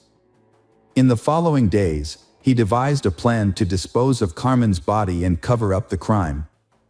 He met his friend outside a supermarket and asked him to buy black garbage bags, kerosene, and cleaning products, hoping to avoid raising suspicion. Brad then returned to the apartment, meticulously cleaned up the bloodstains, wrapped Carmen's body in a bag, and disposed of it in a trash can. After killing Carmen, Brad dismembered her body into 8 pieces to make it easier to dispose of. He cut off her legs at the hip joints and then cut each leg in half at the knee. He also severed her arms and head from her torso. A few days later, on July 3rd, Brad met a friend at a boat ramp in Oahu Bay, near downtown Oakland. He confessed to his friend that he had killed Carmen during an argument and asked for help disposing of her body. However, his friend refused to provide a boat to dump the remains into the sea. Over the next few days, Brad drove to Ware Ridge in West Auckland and buried the dismembered body parts in a shallow grave. On July 7th, he drove Carmen's car to Hamilton and abandoned it in a hotel parking lot. He left a suitcase of clothes and some of her personal belongings in the car to make it seem like she had left voluntarily. However, he made a critical mistake by including bloody clothes in the suitcase. In an attempt to cover his tracks, Brad started sending text messages from Carmen's cell phone to her friends, pretending to be her. He claimed that she was not feeling well and had been in bad shape for days. However, this plan ultimately backfired on him. On October 1st, police excavated the burial site indicated by Brad and found the body of Carmen Thomas. Her remains were discovered in plastic containers, carefully removed from a makeshift grave on Wayfair Ridge. An autopsy revealed that Carmen Thomas had died from multiple blows to the head, with the fatal blow causing a compressed skull fracture. After multiple forensic examinations, Carmen's body was released to her family on October 13th. Tragically, her young son Jack, who had been waiting and hoping to see his mother again, was only able to hug and kiss her white casket. On February 8, 2011, Brad Callahan's first court hearing was held. Judge Winning determined that the crime was unintentional and took into account Brad's claim that he acted impulsively in a state of rage. However, the judge was more severe in his assessment of the subsequent cover-up. On May 26, 2011, Brad Callahan was charged with attempting to change the course of justice. A retrial was held on November 25, 2011, where police officers filled the High Court in Auckland. In a surprise move, Brad Callahan made 2 guilty pleas, admitting to murder and attempting to change the course of justice after Carmen's death. A judge has sentenced 31-year-old Brad Callahan to life in prison for murdering Carmen Thomas. Brad was also given a 6-year sentence for attempting to interfere with the investigation into Thomas's death. The judge considered this one of the most serious cases of attempted interference with justice, describing Brad's actions as extremely serious. During the trial at Auckland High Court, the judge criticized the brutality of Thomas's murder, but decided not to impose the harshest possible sentence. The courtroom was filled with Thomas's friends and family, including her parents who had traveled from South Africa. Judge Venin condemned Brad's attempts to cover up his crime, which involved considerable effort and deception. The 6-year sentence for interfering with the investigation will be served at the same time as the life sentence. In a statement, the Thomas family expressed their ongoing anger and grief, saying that no punishment can bring their daughter back. However, they are relieved that Brad will be in prison for a long time, giving him the opportunity to reflect on the harm he has caused. Little boy Jack Brad is living with his grandmother in another town under an assumed name. Hello friends, welcome to our channel. Today we're going to take a look at another horrible case with you, the case of Brianna Marie Schneller.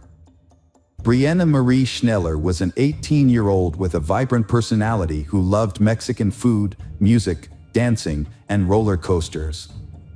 She was an exceptional student, and ranking as the top student at Everest High School in Washington, according to her parents, Craig and Lori Schneller. Brianna had a promising future ahead, with a trip to Tennessee planned for the summer and a notable achievement as the only student in Wisconsin to qualify for a national competition in professional and technical fields. Brianna's passion was to pursue a career in restaurant management and eventually start her own business in the food service industry. To gain experience and skills, she worked part-time at El Mezcal restaurant in Rib Mountain. Those who knew her, including friends, colleagues, and customers, described her as kind and responsive. Brianna's life was on the verge of two major events: her graduation and her wedding to her 22-year-old fiancé, Sebastian Ramirez. Brianna's parents initially disapproved of her relationship with Sebastian due to their age difference and concerns that she was growing up too quickly. However, after getting to know Sebastian better, they began to trust him and saw that he genuinely loved Brianna and had serious plans for their future together. They eventually moved in together, sharing an apartment on 12th Avenue in WoW with Sebastian's 19-year-old younger brother, Hugo. To outsiders, it seemed like the three of them got along well and lived harmoniously, burning the envy of many for their close friendship. Sebastian and Hugo supported Brianna's interests and also worked with her at a local restaurant called El Tequila Salsa. It's likely that this is where Sebastian and Brianna first met. Despite their seemingly perfect life, tragedy struck on May 2, 2009. The day began like any other, with Sebastian waking up early and trying not to disturb Brianna, who was still sleeping peacefully beside him. It was a day off from school, and she had no reason to wake up early. Brianna woke up while her boyfriend was in the shower. They exchanged affectionate greetings and discussed their plans for the day. Meanwhile, Sebastian tried to rouse Hugo, who had returned home early that morning after a late-night party. Hugo was clearly hungover. After Sebastian left for work, which was just a short walk away, his younger brother followed suit. Brianna was left alone in the apartment. Later, Hugo was feeling unwell. His hangover was severe, and he was struggling to concentrate. He decided to take an early lunch break and headed home to rest. When he arrived at the apartment, everything seemed normal at first. However, as he entered his brother's room, he noticed that it was in disarray. Brianna was lying on the floor, unresponsive. Hugo rushed to her side and asked what was wrong, but she didn't answer. At first, he didn't notice the blood. Hugo discovered a horrific scene when he removed a towel covering a woman's face. Her severe injuries had left Hugo almost unrecognizable, and he was utterly shocked and overcome with grief at the sight of her. Despite his distress, he knew he had to act quickly and ran to his neighbor's apartment on the floor below for help. The neighbor, a woman, called emergency services at 1:30 p.m., who was too distraught to speak clearly. The emergency operator received the call and was told that she was the girlfriend of Sebastian. She was lying on the floor, severely injured with cuts all over her body and a badly disfigured face. The operator was informed that she showed no signs of life. Police and paramedics rushed to the apartment building after receiving a call. When they arrived, they found a crowded parking lot, but one person stood out: Hugo Ramirez. He approached the officers and led them to the apartment where the incident occurred. Inside, they found a disturbing scene. Brianna's body was severely injured, with deep stab wounds on her chest, neck, and wrist. Hugo was visibly shaken and could barely speak as he led officers to the apartment. He simply pointed to Brianna's body, and the officers took note of the scene. The officers asked Hugo to leave the room so that forensic specialists could begin their examination. The specialists observed that the blood on the floor had already started to dry, suggesting that Brianna's body had been there for some time. It was clear that she had tried to defend herself, as evidenced by the defensive cuts on her arms. However, the attacker had overpowered her, leaving behind a crime scene with a significant amount of evidence. The forensic team found several key pieces of evidence, including a bloody iron on the floor, which appeared to have been used to strike Brianna's face. The iron was broken, with pieces scattered nearby. 2 knives were found in the bathroom sink, one of which was missing its sharp tip. Blood was also found on the soap, suggesting that the attacker had washed their hands after the crime. However, the most notable piece of evidence was a bloodied shoe print on the carpet, which drew the investigators' attention. The investigation of the house uncovered many new details. Notably, there were no signs of forced entry, suggesting that the victim may have known her attacker or that the perpetrator had a way to enter the apartment without breaking in. Additionally, a large sum of money was found scattered throughout the apartment, consisting of bills ranging from $1 to $20. According to Hugo, this money was comprised of tips they had accumulated at work, which were carelessly left lying around.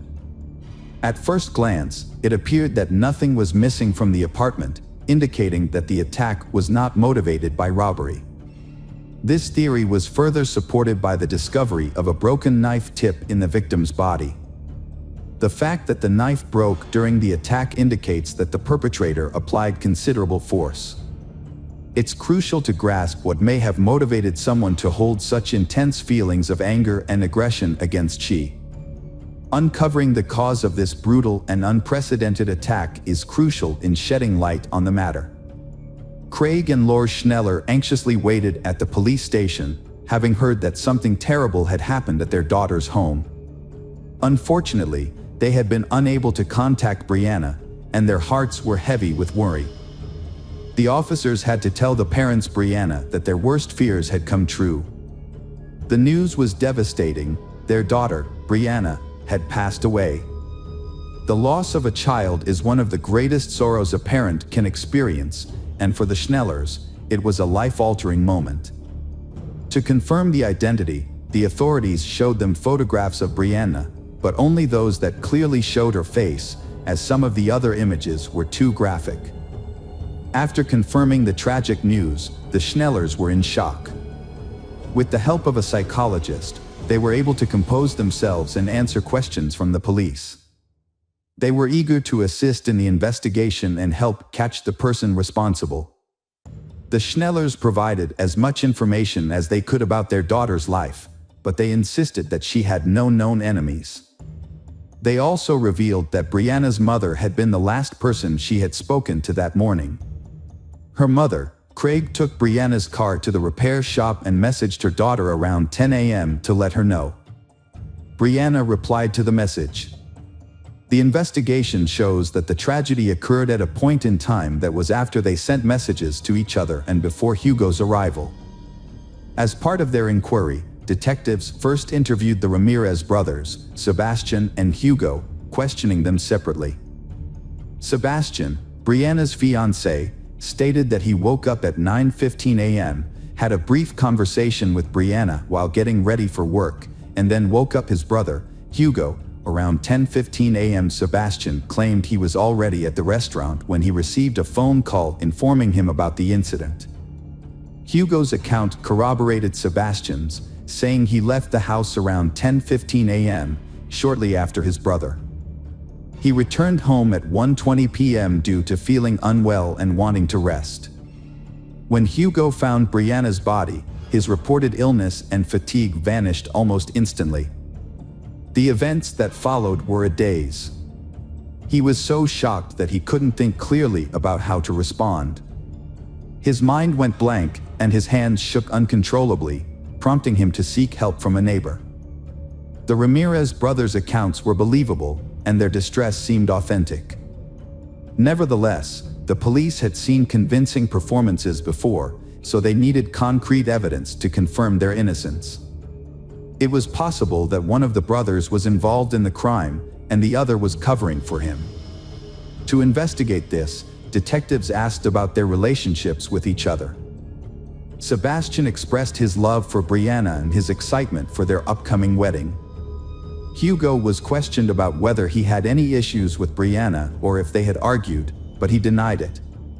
Hugo also explained that while he found her attractive and charming, He had no romantic intentions towards her because he valued his good relationship with his brother and would never jeopardize his happiness. Brianna was like a sister to Hugo. And after hours of questioning, neither Hugo nor Sebastian raised any suspicions. The police took DNA samples from the brothers and allowed them to return home. To verify the brothers' alibis, detectives spoke with employees of El Tequila Salsa restaurant and reviewed the restaurant's security footage. The brothers' accounts checked out, and the possibility of a domestic-related crime was ruled out. The investigation continued, and the question remained, who could have committed such a heinous crime against an innocent young woman? Was there a predator lurking in the city who had been watching Brianna and waiting for the perfect moment to strike? The police considered this possibility as they analyzed the evidence. The autopsy results confirmed the police's initial suspicions. The sequence of events was reconstructed as follows. Brianna was first hit on the head with a blunt object, likely an iron, which caused a severe injury. The perpetrator then cut her throat and inflicted multiple stab wounds to her body. The attack was extremely violent, with so many wounds that even experts couldn't count them all. At least 2 of the injuries were fatal. DNA from an unknown source was found under Brianna's fingernails, indicating that she struggled and resisted her attacker. Initial reports that nothing was missing from Brianna's home were later found to be incorrect. Brianna's phone had actually been taken, and Sebastian was the one who discovered its loss and informed the detectives. This new information became a crucial lead in the investigation. The police learned from the phone provider that the phone was still active and obtained its location. Surprisingly, the phone was found to be nearby, specifically on the premises of the restaurant where Sebastian and Hugo worked. This revelation added complexity to the case, given the brothers' solid alibi and the suspicious circumstances surrounding the missing phone. The detectives rushed to the location and found that the phone's coordinates led them to the parking lot of a shopping center that housed the restaurant. A search of the area revealed that the phone was likely in one of the trash bins. After a brief search, a plastic takeout bag with the logo of El Tequila Salsa was found in a container. Inside the bag were the victim's phone, 2 mismatched gloves, and a pair of women's underwear. One of the gloves had a blood stain. The bag and its contents were sent to the lab for further analysis, which could potentially yield fingerprints or DNA from the perpetrator. After seeing a photo of the bag's contents, Sebastian identified his girlfriend's underwear. The police then questioned the restaurant staff multiple times. On May 5th, they asked everyone to provide a DNA sample and checked for any scratches or injuries. They also carefully reviewed all the surveillance footage, both inside and outside the building and nearby businesses. The police had a challenging task to figure out who had thrown away the bag. A kitchen worker initially caught the investigators' attention because he arrived late to work after Brianna had already been found lifeless. However, he had a solid alibi. He had been pulled over for speeding on his way to the restaurant. Reviewing the security footage was crucial to the investigation, which led them to another suspect, Raul Ponce Rocha, the 24-year-old kitchen manager. On the day of the crime, Raul left the building at 10:18 a.m. wearing a brown hoodie and returned 35 minutes later, at 10:53 a.m., without it. When questioned, Raul explained that he had gone to pick up his friend Luciano, a dishwasher at the restaurant, who lived in the same building as Brianna and her colleagues. Raul claimed the trip took about 20 minutes, but there was a 15-minute gap in his timeline that he refused to explain. Luciano corroborated Raul's story, stating they drove straight to work without stopping. Nevertheless, the detectives remained skeptical about the unaccounted 15 minutes and Raul's suspicious behavior. Raul Ponce Rocha, the manager of El Tequila Salsa, had raised suspicions due to the cuts on his hands, which he claimed were from working with knives. However, there was not enough evidence to detain him at that point. Further investigation revealed that on May 2nd at 1:16 p.m., a single employee had exited the back door of the restaurant, and at the same time, only one person had approached the trash bins. This led to the quick identification of the suspect, who was surprisingly Raul Ponce Rocha, not Sebastian or Hugo Ramirez as initially suspected. A search warrant was obtained for Raul's home, and the search uncovered some peculiar items. Under his mattress, investigators found 4 pairs of women's underwear, several adult videos, a brown hoodie, and a glove similar to the one found in the trash bin. On the same day, Raul's DNA samples were sent for comparison with those found on the plastic bag, and a strand of female hair found on his clothing was also analyzed. All the evidence pointed to Brianna. It was only a matter of time before the test results confirmed the match. Raul was eventually arrested on suspicion of first-degree murder. Sebastian was stunned when he learned that a suspect had been identified in the brutal crime. He had trouble believing that his co-worker, Raul Ponce Rocha, could be capable of such a heinous act. What motivated Raul to commit this crime, especially since he barely knew Brianna? Sebastian's impression of Raul was that he was a friendly and harmless person. The mystery began to unravel in 2011 when Raul stood trial. Despite a lengthy investigation, Raul consistently denied any involvement in the crime and never admitted guilt. However, the prosecution presented strong evidence that contradicted his claims. Raul's DNA was found on several key pieces of evidence, including the iron, knives, a plastic bag, and its contents, as well as under Brianna's fingernails. A shoe print at the crime scene also matched Raul's shoes. The evidence pieced together the events of May 2, 2009. On his way to work that day, Raul passed by Brianna's house, a place that had long fascinated him.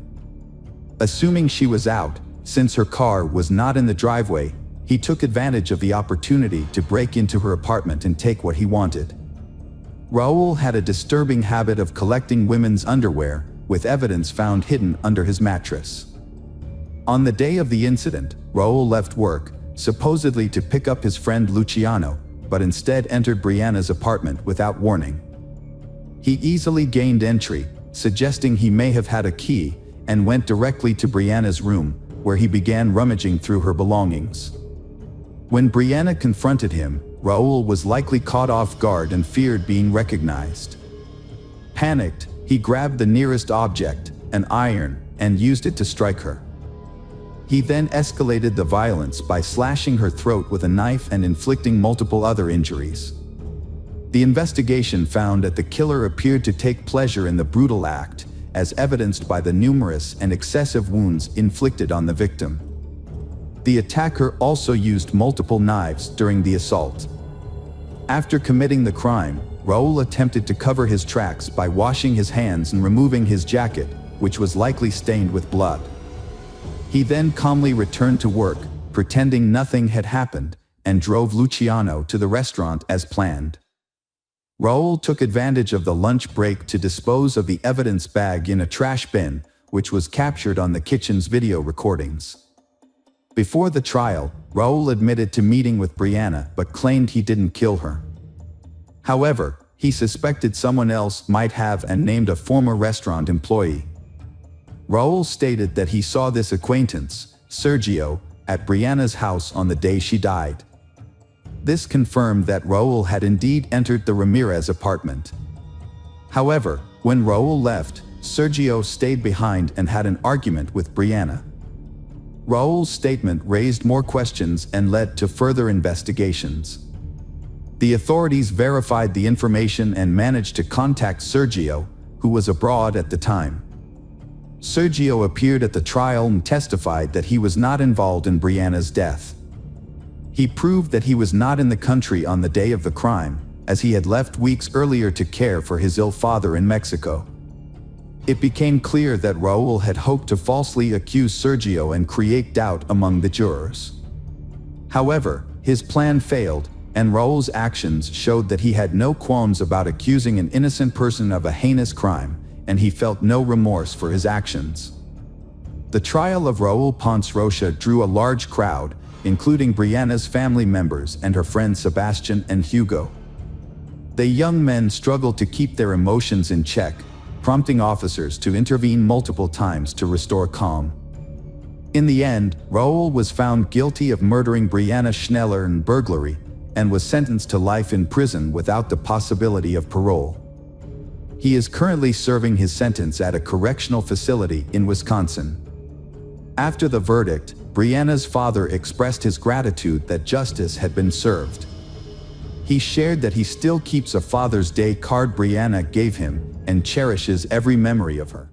Hello friends, welcome to our channel. Today we're going to take a look at another horrible case with you. The case of Michael Van Eck. Michael Van Eck was born on August 14, 1987, in a city that was once a hub for gold miners. He was the only son among 4 sisters, Natasha, Michelle, Bianca, and Friana, and grew up in a close-knit family. His parents were caring and provided a comfortable life for their children. Michael's father worked hard to establish his own business, while his mother created a nurturing environment at home that encouraged the growth and development of her children. Michael was a sociable and kind person who excelled in school and sports, earning a black belt in karate that gave him confidence. After completing his education, Michael trained as an electrician, a highly sought-after profession that offered good earnings and job prospects. He worked at the Beatrix mine in the small town of Unison, where he was employed at mine number 4. Not content to rest on his laurels, Michael continued his education to become an engineer. In 2011, Michael, then 23 years old, joined a dating site to cope with a recent breakup and expand his social circle. It seemed like a stroke of luck when he came across the profile of a sweet and smiling young woman that caught his eye. During the ongoing conversation, the man discovered that they shared common interests. Similar to him, she disliked loud parties and excessive drinking, and sought a genuine, meaningful relationship and a strong family foundation. Michael was pleasantly surprised to find a compatible match online. Living with his parents at the time, he shared his excitement and concerns with his mother. On April 2nd, he confided in her about his upcoming date and made an effort to prepare and make a good impression. He withdrew his first paycheck of 1,000 Rand from his account. The only thing that gave him pause was the unusual location his online friend had chosen for their first meeting, the city cemetery. To avoid worrying his parents, he kept this detail to himself. Around 9 p.m. that evening, Michael bid farewell to his family and left the house. He drove to the designated location in his silver Pajero 2007, a gift from his parents for his 18th birthday. As expected, she was running a bit late, but her appearance was striking. She from the internet arrived dressed in a pristine white dress and smiled warmly. The conversation flowed easily, and afterwards, she suggested continuing the evening elsewhere in the cemetery. She invited him to a secluded area with a blanket spread out on the grass, accompanied by a basket of fruit and wine. Michael and his friends had just finished their drinks when his beautiful companion suddenly kissed him.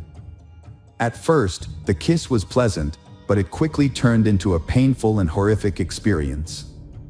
Unbeknownst to Michael, this kiss was the beginning of a sinister plot. Jane Van Heerden was born in 1991 to parents who were struggling in their marriage. When her mother discovered she was pregnant, they decided to put their divorce on hold and try to work through their issues. However, their efforts were unsuccessful, and the situation at home continued to deteriorate. Unfortunately for Jane, her mother resented her presence, seeing her as a constant reminder of her unhappy marriage. Even after the divorce, Jane's mother held on to her negative feelings, making it difficult for Jane to feel loved and accepted. Jane's behavioral issues and cold demeanor towards her children persisted even after her marriage ended. As a result, her 3 children felt isolated and misunderstood, with Jane, in particular, struggling the most. From a young age, she became withdrawn and sullen, displaying psychological problems. Her behavior became increasingly disturbing, as she frequently talked about death and created confusing artwork. She also developed an imaginary friend named Azael. Her grandparents, concerned about her well-being, suspected she might be possessed and took her to church for an exorcism. During the ritual, Chane's body convulsed, which was likely due to her fear of crowds and the intense anxiety she felt during the ordeal, possibly triggering an epileptic seizure. The traumatic experience had a lasting impact on her memory, causing her to develop a deep-seated fear of the dark. This phobia was further exacerbated by her mother's frightening statement that toys come to life at night, leading Chane to take drastic measures to protect herself, such as taping her doll's eyes shut and restraining them with shoelaces. Chane's mental condition took a turn for the worse as she entered preteen years. At 10 years old, she had a disturbing episode where she threatened a family guest with a knife while visiting her father. This incident prompted her family to seek professional help, and she was evaluated by a specialist who prescribed sedatives. The medication had a positive impact on her mood and overall well-being for a time. During a period of calm, Chane's father made a conscious effort to spend more time with her, often picking her up from school and taking her on hunting trips. He hoped that by sharing his hobby, he could provide her with the attention and connection she craved. Chane found enjoyment in her father's activities, particularly in tasks like butchering and skinning animals. However, this fascination led her to begin collecting and bringing home the carcasses of small animals, starting with rats and birds, and escalating to cats and dogs. She also took to cutting flesh and occasionally self-inflicted injuries. As it turned out, around age 12, Chane had befriended a man who introduced her to substance use and took advantage of her vulnerability. Fortunately, she ended the toxic relationship on her own, although her sisters had initially kept the situation hidden from their parents. Chane's emotional state was negatively affected by her chaotic childhood. At the age of 15, her mother left for New Zealand, where she started a new relationship and never returned to care for her children. Chane and her siblings were left in the care of their father and stepmother, who did their best to provide for them, but struggled to understand the depth of Chane's emotional issues. Her family initially attributed her behavior to typical teenage struggles. However, her situation took a turn for the worse when she became involved with a 22-year-old man who was interested in Satanism, occultism, and voodoo cults. He had a profound influence on Chane, but his cruel nature often left her feeling belittled and suppressed. Fortunately, Chane's life began to turn around with the support of her family and therapy. By the time she turned 17, she had distanced herself from the negative influences in her life, graduated from high school, and enrolled in college to study art and graphic design. As she lost interest in Satanism and stopped using substances that were harming her, her emotional well-being began to improve. Chane thrived in her studies and landed a job in her field, where she received support from both her colleagues and management. She discovered a natural talent for visual arts, earning her respect and recognition in her profession. At the same time, she began a romantic relationship with a man named Warren. To those outside her inner circle, Chane's life seemed perfectly ordinary. Her family and close friends avoided discussing her past, hoping that the difficult times were behind her. However, it was unclear what was happening beneath the surface. It's possible that her inner struggles were simply waiting to resurface. Her father, in particular, was overjoyed for Chane, believing she had finally found stability and would soon get married. However, his expectations were not fulfilled. A surprising challenge arose from Warren's friend Roy, a self-proclaimed sensitive person. Although Chane came across as kind and friendly, Roy detected something off-putting and even evil about her.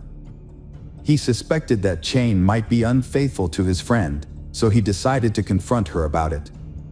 However, instead of answering his question, Chane became enraged and spat in his face, telling him to stop asking her ridiculous questions.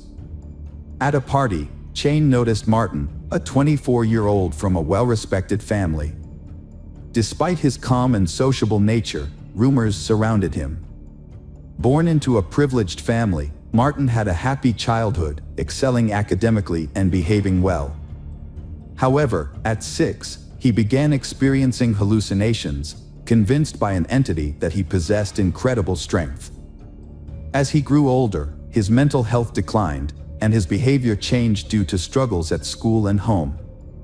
At 14, Martin was hospitalized for psychiatric treatment and diagnosed with schizophrenia. Unfortunately, standard treatments were ineffective. His financially secure family dedicated themselves to finding alternative medications, eventually discovering the necessary drugs to control his condition, except for occasional aggressive outbursts. Martin was deeply affected by witnessing a stray cat being attacked by dogs. Instead of feeling revulsion or sympathy, he chose to hide the cat's body and observe it. This disturbing incident marked the beginning of his animal torture. He eventually dropped out of school and started working with his father in the carpentry shop, aspiring to follow in his family's footsteps. As he worked, his condition showed signs of improvement, and he lost the desire to harm animals. Feeling in control, he made the decision to stop taking his medication, despite concerns from those around him. However, this decision ultimately proved to be a grave mistake. Martin's mental state gradually declined, and it was during this time that he met Jane. Their relationship seemed happy and normal to outsiders, and their parents were initially pleased with their union. But neither set of parents was aware of the dark history of their children, and their relationship ultimately led to devastating consequences. Initially, they was outgoing and social, attending parties and interacting with others. However, acquaintances began to notice cuts on their hands, which they jokingly attributed to intimate experiments. Over time, they became increasingly reclusive and developed an interest in dark and occult practices, including Satanism and voodoo cults. They also became fascinated with notorious serial killers. In February 2011, Martin posted a photo of himself and Jane on social media, with the caption, "Killers," accompanied by a cryptic emoji. At the time, no one suspected that the post was anything more than a joke. Meanwhile, Martin asked Jane's father for permission to marry her, which was met with enthusiasm. However, unbeknownst to those around them, they harbored a sinister secret. Instead of dreaming of a future together, they fantasized about ending their lives in a violent manner. These dark fantasies eventually evolved into a twisted plan to torture and kill homeless individuals. They even practiced their twisted intentions on animals, due to unable to find a suitable human victim to carry out their heinous plan. Jane created a profile on a dating site, which caught the attention of a young man named Michael Van Eck. Jane and her partner, Martin, targeted Michael for their sinister plans. They began flirting with Michael online, and after a few days, Jane suggested they meet in person. Despite the unusual location, Michael agreed to the meeting. Jane and Martin carefully planned the encounter, considering every detail, including their attire and the means to commit a crime. Jane approached the meeting prepared, while Martin hid behind tombstones, waiting for a signal. When Jane kissed Michael, it was the agreed-upon signal for Martin to attack. He struck Michael with a knife from behind, but Michael unexpectedly resisted. Jane intervened, and together they inflicted around 30 knife wounds on Michael. As Michael begged for an end to his suffering, Martin slit his throat, ultimately killing him. The perpetrators then dragged the body onto a blanket and began to carry out their plan. They cut off the victim's legs at the knee and severed his head. The dismembered body parts were placed in bags. The perpetrators attempted to bury the body at the site, but they encountered a problem that they had no shovels. As a result, they were forced to dig a shallow grave using only their hands and knives. After managing to bury the body only halfway, the perpetrators left the scene, taking the severed body parts with them. They used the victim's vehicle to make their getaway, with Martin initially driving, but later handing over control to his accomplice. However, the adrenaline rush from their crime made it difficult for them to focus on the road. Once they arrived home, they stored the bags containing the body parts in the refrigerator, treating them like ordinary groceries. After Martin had somewhat composed himself, he got into the victim's car and drove it to a high-crime neighborhood, hoping that it would be stolen. He left the car unlocked with the keys in the ignition to make it an easy target. A cemetery worker noticed bloody stains and torn clothing in the bushes near the grave. After alerting his supervisor, they called the authorities to report the gruesome find. The police were immediately notified, and an investigation was launched. Meanwhile, Michael Van Eck's parents were frantic with worry. Their son had been unreachable since the previous evening, which was unusual, even if he had stayed overnight with his internet girlfriend. When Michael failed to show up for work, his employer called his parents to ask about his absence. Around the same time, police received a report about an abandoned car with blood stains on the trunk. The vehicle was identified as belonging to Michael Van Eck through a database search. Further investigation revealed that the car had been parked at the cemetery for an extended period. With this new information, police officers visited the Van Eck residence, where they confirmed their suspicions. Michael's mother had been searching for him since the previous day. The officers then asked her to come to the cemetery, where forensic experts and search dogs were working to locate missing body parts. The investigation revealed that the victim's mother identified her son's body through distinctive burn marks he had sustained in childhood. The autopsy confirmed that the victim had suffered multiple knife wounds and showed signs of a struggle. The body had been dismembered after death, which suggested that the perpetrators had some level of expertise in this area. The number and nature of the wounds, as well as the strength required to subdue the victim, indicated that multiple attackers were involved. DNA testing later confirmed the identity of the victim as 23-year-old Michael Van Eck. During the investigation, police seized the victim's cell phone and computer, which revealed that the last person he had communicated with was Jane Van Heerden. According to their messages, she had invited him to meet at the cemetery on the night of his death. Detectives brought Jane in for questioning, and she arrived with her boyfriend, Martin. Both were interviewed separately and eventually confessed to being involved in the victim's murder. Upon learning of the incident, Jane's father rushed to the station, where he was shocked to hear the accusations against his daughter. When he asked her if the allegations were true, Jane calmly confirmed her involvement and stated that she would willingly do it again. She claimed that she had fantasized about committing such a crime ever since she started hunting with her father. This cruel confession shocked not only her father but also everyone present. As the case gained public attention, Jane's boyfriend, Martin, also showed no remorse. Instead, he seemed to enjoy the public scrutiny and posed for cameras. It became clear that neither Jane nor Martin felt any regret for their actions. Investigations revealed that they had planned to take their own lives if caught, but Martin's changed his mind, and Jane followed suit. They wanted to live a life of notoriety, embracing their dark impulses. A search of their apartment revealed a disturbing environment. The walls were adorned with distorted portraits of Jane, depicting her without eyes, mouth, or ears. The rooms also contained ritual items, animal scalps, knives, and other objects of unclear purpose.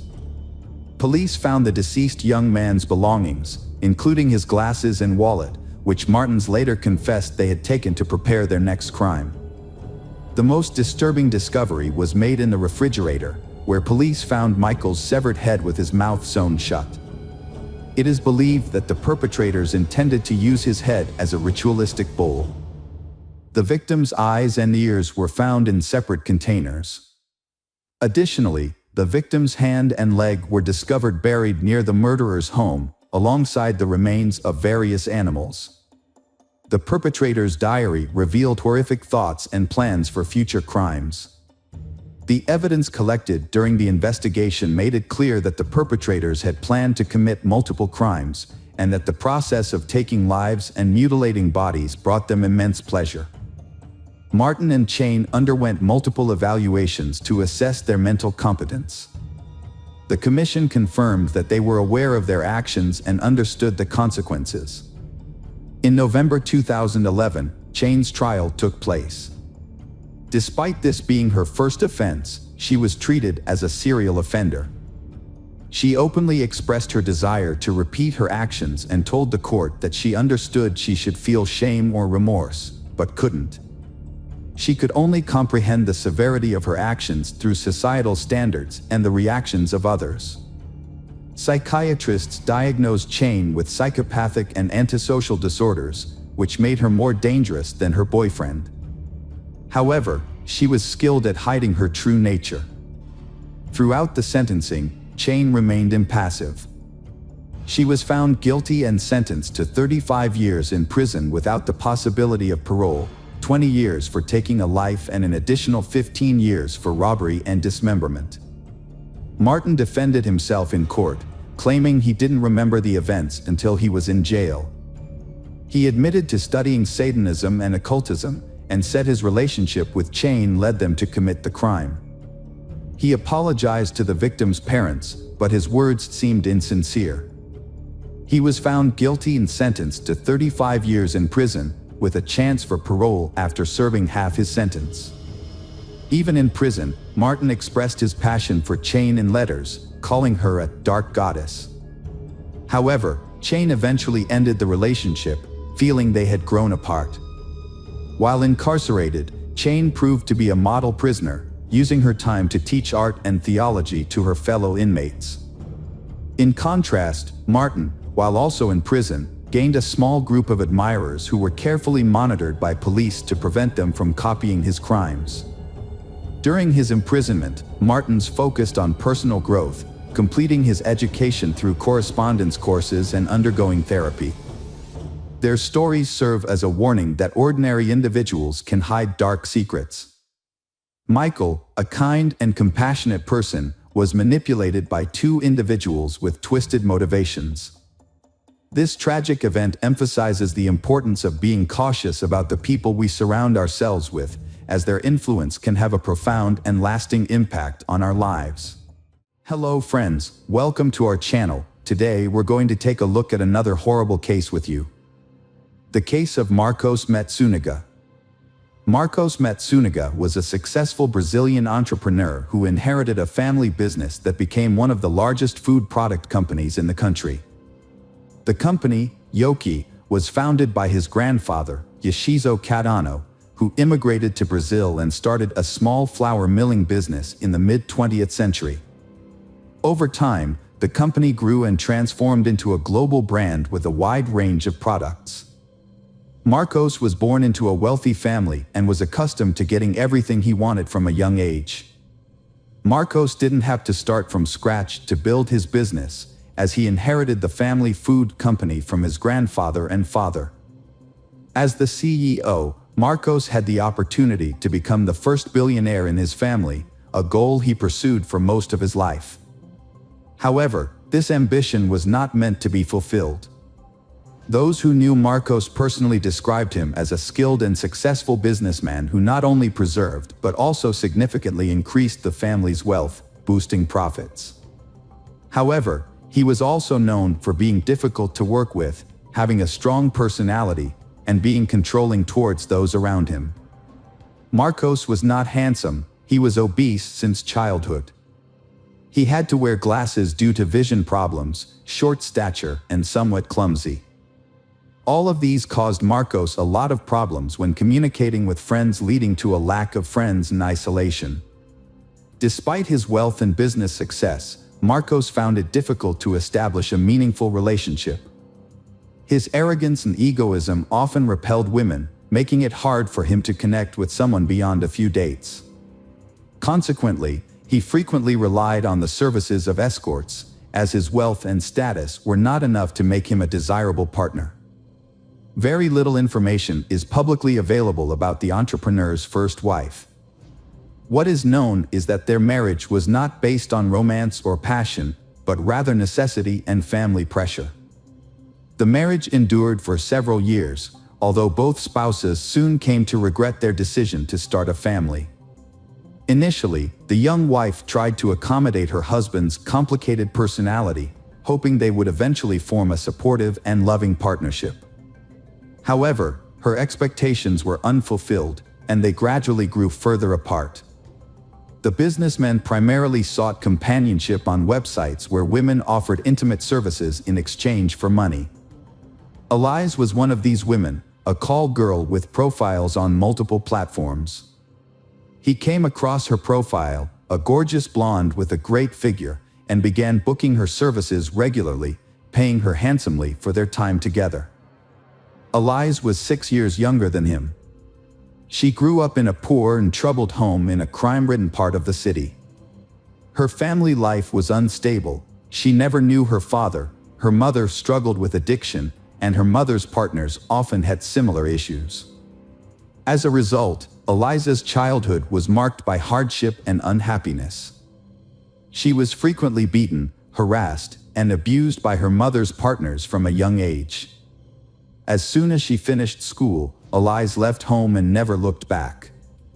She pursued a career in nursing, landing a job at a hospice after completing her training. However, she soon realized that caring for terminally ill patients was not her true calling. Eliza formed strong bonds with her patients. A few years later, Eliza decided to pursue higher education and switch careers. She chose law, which she saw as a promising field that would open doors to new opportunities. After lengthy preparation, she scored well enough on the entrance exams to gain admission. However, she struggled to pay tuition fees with her limited income as a nurse. Since Eliza had no family support, having cut off ties with her relatives after leaving home, she had to fend for herself. To make money, she decided to take advantage of her appearance. She registered on a website that provided intimate services, where she was helped to create an attractive profile. Soon, wealthy customers began to notice Eliza's beauty. Eliza worked as an escort to finance her studies and support herself. Once she completed her education and secured a job in her field, she planned to leave the sex work industry. That's when she met Marcos, a regular client who showered her with gifts and openly met with her. Unbeknownst to Eliza, their relationship would take a dramatic turn. Marcos, a wealthy married man, would eventually leave his wife for Eliza, transforming her rags-to-riches story into a real-life fairy tale. Marcos completely lost himself over Eliza, but it's unclear whether Eliza actively pursued him or not. After about 6 months, Marcos realized he didn't just want to date Eliza, but to be with her long-term. Without hesitation, he filed for divorce from his first wife and began introducing Eliza as his fiancée to everyone. Marcos, as a businessman, preferred to keep the true nature of their relationship and Eliza's occupation private. So, they came up with a cover story, claiming they met by chance at a cafe. They stuck to this story, even with Marcos's closest relatives and friends, who remained none the wiser. When Eliza joined the Matsunaga family, she didn't exactly receive a warm welcome. Her in-laws suspected that she had used her charm to win over Marcos, an older, wealthy, but not particularly attractive man. They believed she was now pretending to ignore his abrasive personality in order to secure her new status. Despite their reservations, no one strongly opposed Marcos's decision to divorce his first wife and marry Eliza. A lavish, traditional wedding was planned, complete with a white wedding dress, numerous guests, and a multi-tiered cake. Afterwards, Marcos moved his new wife into his grand, luxurious mansion, where she became the lady of the house. Matsunaga was a well-known collector of luxury items, particularly expensive wines and rare weapons. His house featured a large wine cellar, where bottles were meticulously organized by year and country of origin. Additionally, the house had a secret room dedicated to his collection of firearms and edged weapons, which were proudly displayed on the walls from floor to ceiling. Marcos took great pride in his extensive collections and was always on the lookout for new additions. His home was a treasure trove of antiques, luxury items, and modern art, which were displayed throughout the house, often in a way that was more cluttered than curated. Soon after the wedding, they decided that they were ready to have an heir, but despite all their efforts, Eliza did not get pregnant naturally. Then they decided to resort to the procedure of in vitro fertilization, but even here, success awaited them far from immediately. However, when their daughter was finally born, their joy knew no bounds. They devoted themselves to raising their child, making plans for her future, and as she grew older, the family began to travel the world, immersing themselves in different cultures and traditions. Their daughter was a beloved and pampered child, raised with love, care, and every luxury imaginable. When Eliza entered his life, she surprised him by showing a willingness to learn about hunting. Together, they visited shooting ranges, where she became proficient in handling firearms. Eventually, they ventured into the woods to hunt wild animals.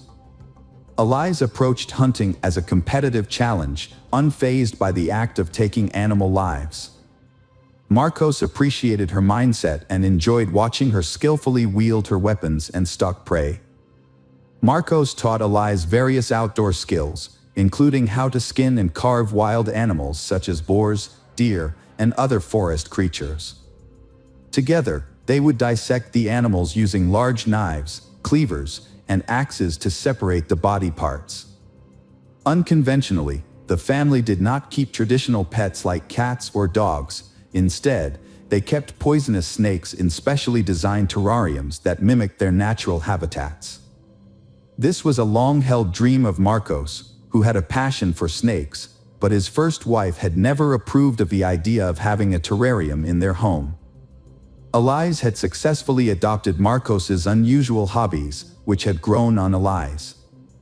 In the spring of 2012, Marcos was on the verge of making a significant deal that would take his wealth and career to a new level, potentially making him a billionaire. He was in active negotiations with several partners to sell the family business and invest the substantial proceeds in a new and profitable venture. On May 19, 2012, the day before a billion-dollar deal was set to close, entrepreneur Marcos vanished without warning. His wife, Eliza, didn't report him missing until the next day because she thought he was at work. According to Eliza, Marcos had a meeting scheduled for the evening that was expected to run late into the night. He had packed some belongings and told her he would likely spend the night at the office before heading straight to the deal the next morning. When Marcos failed to return home and stopped answering his phone the next day, Eliza grew concerned and reported him missing. The police quickly discovered that the entrepreneur had missed an evening meeting and a crucial morning meeting that he couldn't afford to skip. This led to immediate speculation that the millionaire had been kidnapped, and it was likely that his family would receive ransom demands in the coming hours. However, 24 hours passed, followed by another day, with no ransom demands received. As a result, hopes of finding Marcos alive began to dwindle.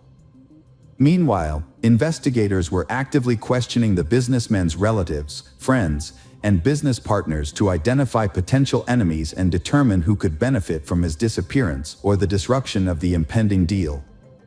Despite a thorough investigation, no one has found anyone who would have wanted to kill Marcos. He was a capable and forward-thinking businessman who made strategic decisions that often benefited everyone involved. Days later, Eliza visited her in-laws with her daughter and revealed a secret she had been too afraid to share with the police. With tears in her eyes, she explained that her husband had been having an affair with a woman named Natasha Villalima and had made no effort to hide it. Although the situation had led to several heated arguments and threats of divorce, Marcos had eventually promised to end the affair in order to save their family. Marcos continued to see Natasha, but was more cautious to avoid another family scandal. However, Eliza suspected he was having an affair and hired a private investigator to gather evidence. The investigator obtained photos and videos of Marcos's romantic dates with Natasha. Notably, he took Natasha to the same restaurants and entertainment venues that he and his wife frequented, where he was very popular. It seemed that Marcos was deliberately showing his disdain for his wife and openly cheating on her without any attempt to hide it. It was later discovered that Natasha Lima was found on the same intimate services website where Marcos first met his wife, Eliz.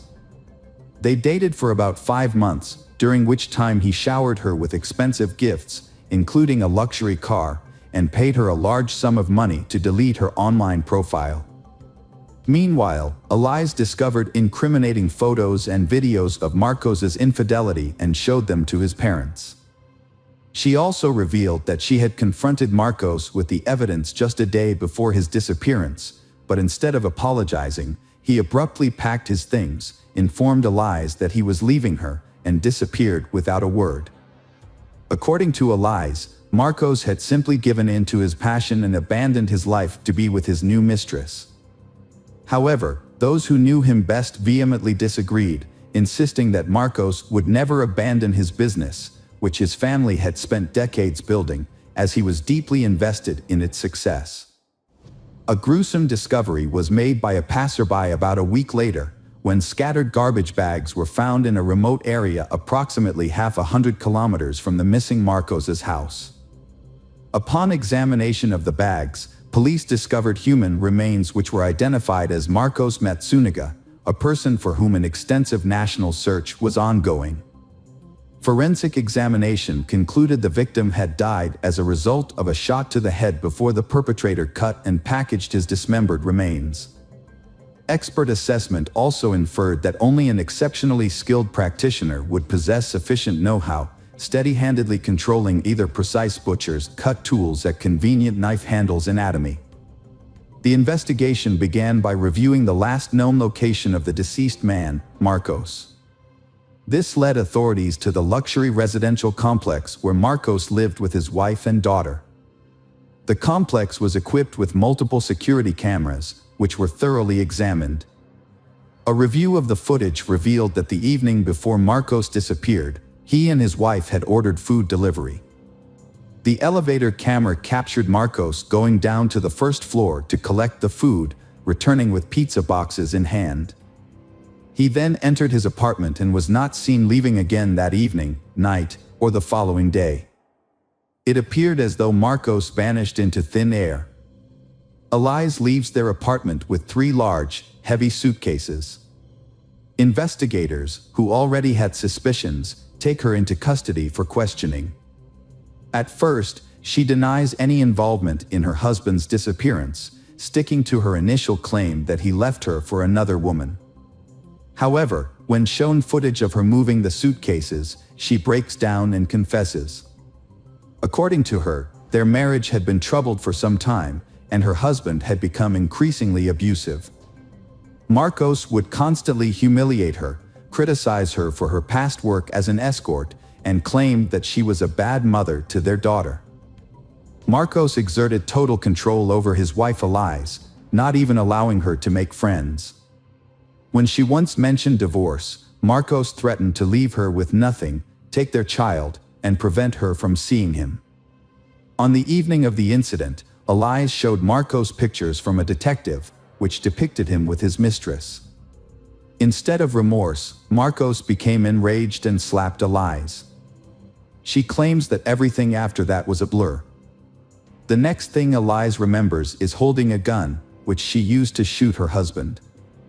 Upon realizing what had happened, she decided to dispose of the body to make it seem like Marcos had vanished. Eliz drew upon her experience as a nurse and knowledge of human anatomy to do so.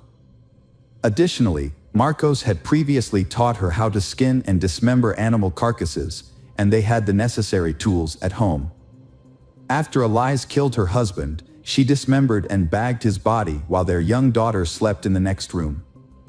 It was later discovered that the evidence of her husband's infidelity, which included photos and videos, was only received by Eliz on May 20th, after she had already murdered him. This evidence was provided by a private detective. Eliz then used this evidence to deceive her husband's parents, telling them that he had abandoned her for his mistress. The investigation also found Natasha Lima, who testified in court that Marcos had wanted a divorce but was afraid of Elias due to her alleged mental instability and capability for violent behavior. Natasha last saw her lover the day before he disappeared. He was unhappy about the constant family scandals and planned to start a new life in Florida after selling the company. However, his wife Elias was not part of these plans. He intended to divorce her and forget her completely. A shocking twist was the discovery of blood in the lungs of the deceased Marcos. This suggested that Marcos was still alive when Elias decapitated him, indicating he had struggled to breathe. This contradicted Elias's claim that he died instantly from a gunshot wound. Further examination by the pathologist revealed that the bullet had entered Marcos's head at an unusual angle. It seemed he was caught off guard, sitting or lying down when shot, and didn't try to defend himself. Elias Matsunaga's claim that her husband attacked her and she defended herself was disputed by multiple witnesses at her trial. They testified that Marcos had a difficult personality and often spoke harshly, but he never physically harmed anyone. As a result, the court believed Elias fabricated the story and found her guilty of premeditated murder with cruelty and attempting to conceal the crime. She received a 20-year prison sentence, which many considered too lenient. Her in-laws now care for their daughter. Welcome back, detectives. Let's dive into another horrible case, the case of Luz Maria Lopez. Luz Maria Lopez was born on March 17, 1995, in San Cristobal Verapaz, a small town, to a modest family. She was the youngest of two children. Her parents, Morales and Brian, raised her along with her older brother, Omar. Luz Maria's early life was marked by a serious health scare. As an infant, she nearly died due to an intestinal obstruction and underwent a complex surgery. Although her doctors were uncertain about her chances of recovery, her mother's prayers and faith played a significant role in Luz Maria's survival. Fortunately, the surgery did not affect Luz Maria's development. She grew up to be a healthy and active child. During her school years, Luz Maria was a sporty. She was actively involved in gymnastics, athletics, and classical dance. She easily makes friends with everyone and got along with people from different backgrounds. Luz Maria excelled academically, particularly in the humanities. After completing her secondary education, Luz Maria decided to pursue higher education at a prestigious state university. She chose to study law and later specialized in criminalistics, a field that had always fascinated her. A fateful encounter took place when Luz Maria accompanied her mother to a car dealership in Coban, the capital of Alta Verapaz. The occasion was her older brother's 25th birthday, and the family wanted to surprise him with a motorcycle he had always desired. Inside the dealership, they were warmly greeted by a courteous and attentive young sales consultant named Jorge, who showcased the available models, offering some advice. Although Luz Maria and her mother have already chosen a model, but they want to consider and discuss it with her father before making a decision to buy it. As they left, they took a business card from the dealership and Luz Maria left her phone number for further communication. Shortly after, she received a call from Jorge himself, but instead of discussing the potential purchase, the conversation turned to a more personal subject. Over the following days, Jorge contacted Luz Maria several times, gradually building up the courage to invite her to meet at a coffee shop. Jorge was clearly smitten with Luz Maria, the beautiful, sultry brunette, but he didn't know how to approach her.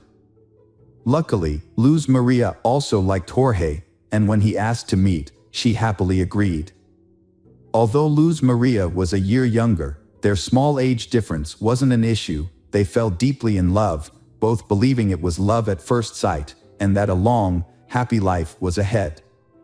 A few short months into their relationship, they decided to live together, despite parental objections.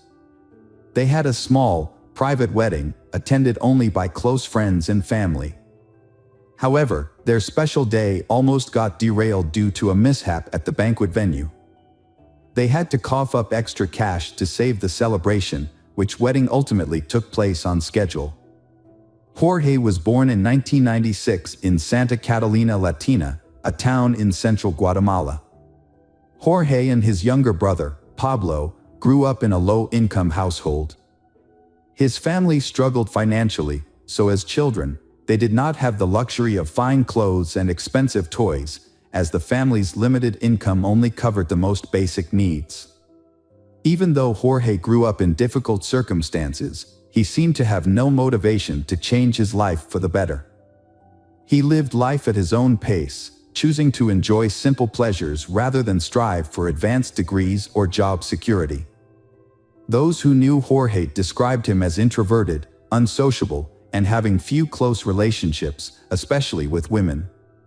When he met the love of his life, Luz Maria, he went all out to win her heart and quickly proposed, fearing she might change her mind. However, Luz Maria's parents, Al Morales and Brian, were suspicious of him from the start. They couldn't quite put their finger on what it was about him that they didn't like, but they couldn't convince their daughter to call off the wedding. The marriage turned out to be unhappy. After the wedding, Luz Maria became pregnant, but she had not yet finished her university degree and struggled to find a good job. Due to her lack of experience and health issues, she had to accept short-term, low-skilled jobs. Meanwhile, her husband lost his job and was in no hurry to find a new one. When their daughter, Alice, was born, the family's financial situation became more difficult. Both spouses were unemployed, and they had no money to pay rent, buy food, or pay for the family's basic needs. Jorge convinced Luz Maria that their only option was to temporarily move in with his parents. Luz Maria was initially hesitant, but facing no alternative and having a baby to care for, she eventually gave her consent. Luz Maria's mother was aware of the problems her daughter was facing in her marriage, but despite mother concerns, Luz Maria was optimistic that things would improve. Luz Maria assured her mother that everything would get better soon, so her mother decided to visit her and see how she was doing. However, when she went to Luz Maria's husband's house to see her daughter, she was shocked by what she found. Luz Maria was in a terrible state, eating only once a day and very little at that. This was partly due to Jorge's family not providing her with enough food, even though she was unemployed and breastfeeding her young daughter. The lack of food was only one of many problems Luz Maria faced in her in-laws' home. She was constantly belittled and even physically abused by her husband's younger brother. He was annoyed by the sound of the baby crying and the presence of children's belongings in the house. On several occasions, he threw items at Luz Maria, including a baby bottle that hit her and her daughter, Alice, who was in her arms. Despite witnessing these events, Jorge just stood by and did nothing to protect his wife and children, he treating them as if they were strangers. Al Morales convinces her daughter to take her granddaughter to her maternal home. Jorge arrived shortly afterwards, asking his wife to return home and promising to find a job. Luz Maria agreed, on the condition that they could rent their own apartment and live separately from Jorge's parents. After completing her education and defending her diploma, Luz Maria landed her dream job at the city prosecutor's office. As a smart, talented, and responsible young woman, she quickly earned the respect of her colleagues and began to advance in her career. As time passed, the family's financial situation significantly improved, thanks to Luz Maria's hard work and success. They were eventually able to afford a car. Meanwhile, Jorge continued to struggle with his own life, failing to find direction and instead relying on his wife's income. His laziness and jealousy intensified over time, causing tension in the household. Jorge had a volatile temper, and the situation worsened with time. Jorge was a man who preferred a life of leisure, spending most of his time at home watching TV, drinking beer with friends, and relying on his wife's income. He was extremely possessive and controlling, restricting his wife's freedom and autonomy. He wouldn't allow her to make friends, have lunch with colleagues, or even be alone without him. He constantly monitored her phone activity, checked her call history, and read her messages. He also forbade her from creating social media accounts. When they were alone at home, Jorge's behavior was just as bad. He frequently arguments, blamed his wife for all their problems, and never took responsibility for his actions. When they lived with his parents, Jorge failed to stand up for his wife, instead watching as she was humiliated, insulted, and even physically abused by his relatives. Jorge frequently resorted to physical violence in their relationship. He had a controlling attitude towards his wife, Luz Maria, and wrongly believed she would accept his abusive treatment. Their neighbors frequently heard screams coming from their house and witnessed signs of physical abuse on Luz Maria's face and body. Luz Maria had tried to leave her husband multiple times, taking their daughter and moving in with her parents. However, her husband would always show up, beg for forgiveness on his knees, and promise to change. Despite her parents' warnings to leave him, Luz Maria would forgive her husband and give him another chance. On December 15, 2020, after another violent argument, Luz Maria took their 3-year-old daughter, Alice, fled to her mother's house in tears. The next day, Jorge arrived, but it was unclear whether he was seeking reconciliation with his wife or just wanted his car back. He claimed to have found a new job and promised that their lives would improve, swearing that he would never physically harm Luz Maria again. Luz Maria believed him once more and returned to their rented apartment with her husband. In January 2021, Jorge failed to get a job as promised and stole the money Luz Maria had earned, leaving their family with nothing. Luz Maria called her mother to complain, and her mother agreed to meet with her to give her some money until she received her next salary. However, on January 19th, Luz Maria failed to show up and was unreachable by phone, which was unusual for her. Concerned for her daughter's well-being, Morales went to Luz Maria's workplace the next day and found that she had not shown up for 2 consecutive days and had not been in contact with anyone. Around the same time, Jorge was also looking for Luz Maria. He went to the prosecutor's office claiming they had a fight and assuming she had gone to her mother's house. However, Morales suspected that he was lying and immediately went to the police to report Luz Maria missing. That same day, a nationwide alert system was launched under the codename Isabel Claudina. This system was originally designed to facilitate urgent searches for missing young women. When the massive search began, her husband, Jorge, was immediately identified as the lead suspect. In fact, he was the only suspect. Luz Maria had no enemies, and there was no reason to believe she had been kidnapped. The last person to see her alive was Jorge himself. Jorge denied any involvement in Luz Maria's disappearance, claiming he had been searching for her and was outraged to be considered a suspect. Jorge's story had several holes in it, and he couldn't give a clear reason for not telling the police about his wife's disappearance on the same day it happened. If Jorge thought Luz Maria was at her mother's house, it wasn't clear why he didn't call or visit her there. On January 22nd, municipal workers stumbled upon the body of Luz Maria Lopez while responding to a clogged storm drain near the road. When they lifted the grate, they found the large plastic bag containing charred human remains. The workers immediately reported the discovery to the police, suspected that the body might be that of Luz Maria.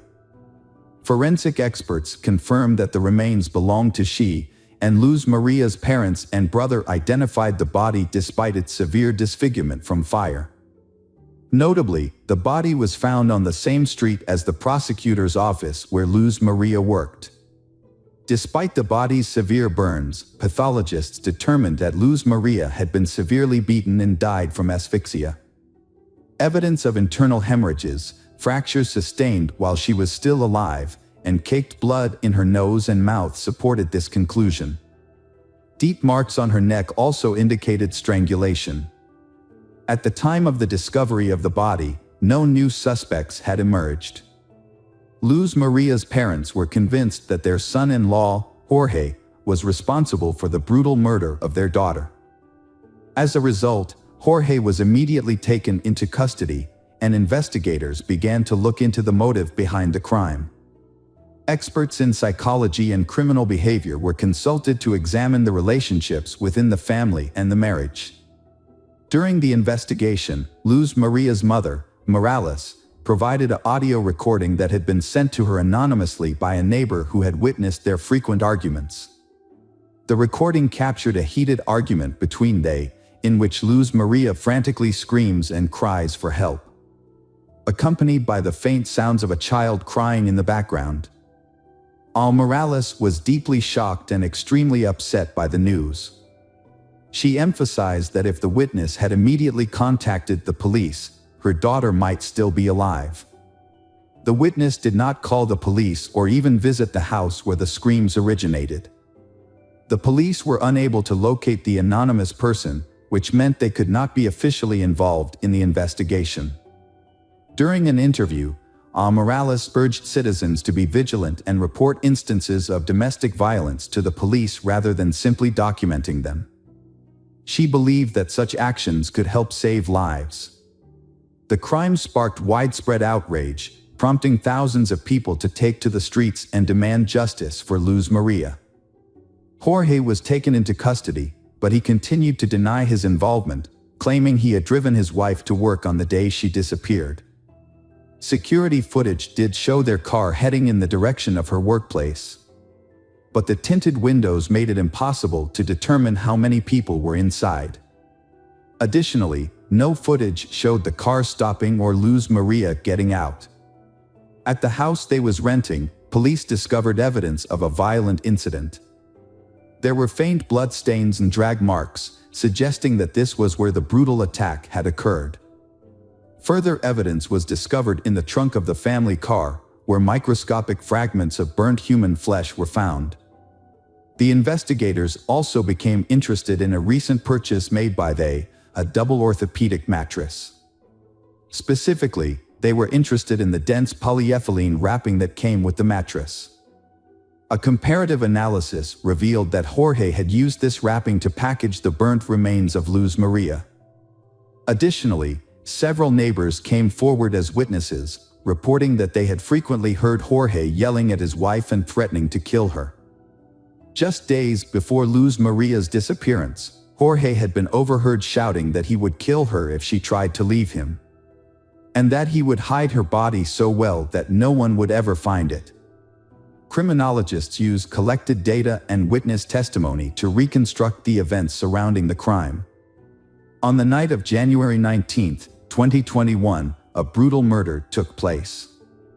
The day before, Luz Maria and her husband, Jorge, had a violent argument. Jorge physically assaulted her. On this occasion, his rage escalated, causing him to strike his wife multiple times. Her screams for help were heard by the neighbors, but they failed to report the incident to the authorities. The beating left Luz Maria with a broken nose and a head injury. Jorge then strangled her with his bare hands. In an attempt to dispose of the body, he dragged it to the backyard, doused it with flammable liquid, and set it on fire. However, the fire produced a significant amount of smoke and a strong odor, which Jorge feared would attract the attention of the neighbors. He quickly extinguished the flames, wrapped the charred remains in plastic, and sought a secluded location to hide the body, he believing it would never be discovered. Jorge committed a heinous crime in front of his 3.5-year-old daughter, who was old enough to partially understand what was happening. The child witnessed the beating and crime, and her cries and screams were recorded. Despite this, Jorge attempted to cover his tracks by using his knowledge of forensics, gained from his wife's textbooks, to create an alibi. He disposed of her body in a drainage sewer on a poorly lit road with no surveillance cameras. The next morning, Jorge drove to his wife's workplace, pretending to have taken her there as usual. He then began a fake search for her, contacting her colleagues, friends, and family. During the trial, Jorge's lawyers delayed proceedings and attempted to mislead the investigation. They claimed that all the evidence and witness statements were indirect and did not directly prove Jorge's guilt. Defense attorneys requested that Jorge's detention be changed to house arrest, arguing that he was deeply depressed due to the accusations of killing Luz Maria he loved and the mother of his child. However, the crucial evidence came from Luz Maria's phone, which was in Jorge's possession. On the day after the crime, he sent multiple messages from her phone to different people, attempting to make people believe that Luz Maria was still alive. An analysis of the phone's movements revealed that it was consistently in the same locations as Jorge's phone. The defense team attempted to spin this evidence in their favor, claiming that Jorge had found his wife's phone and was driving around the city with it while searching for her. However, they failed to explain why Jorge was sending messages from her phone. Furthermore, bruises and scratches on Jorge's body, which were documented by experts through photographs, suggested that Luz Maria had put up a struggle. The most noticeable injury on Jorge was a scratch on his neck. However, investigators were unable to find Jorge's skin cells under Luz Maria's fingernails. Despite several questionable points in the case, the prosecutor pushed for the maximum possible sentence. The defendant was found guilty of brutally murdering his wife in October 2022. Jorge was sentenced to 50 years in prison, despite maintaining his innocence. Custody of their young daughter, Alice, was awarded to her maternal grandparents. The grandparents expressed that their granddaughter had given their lives new meaning,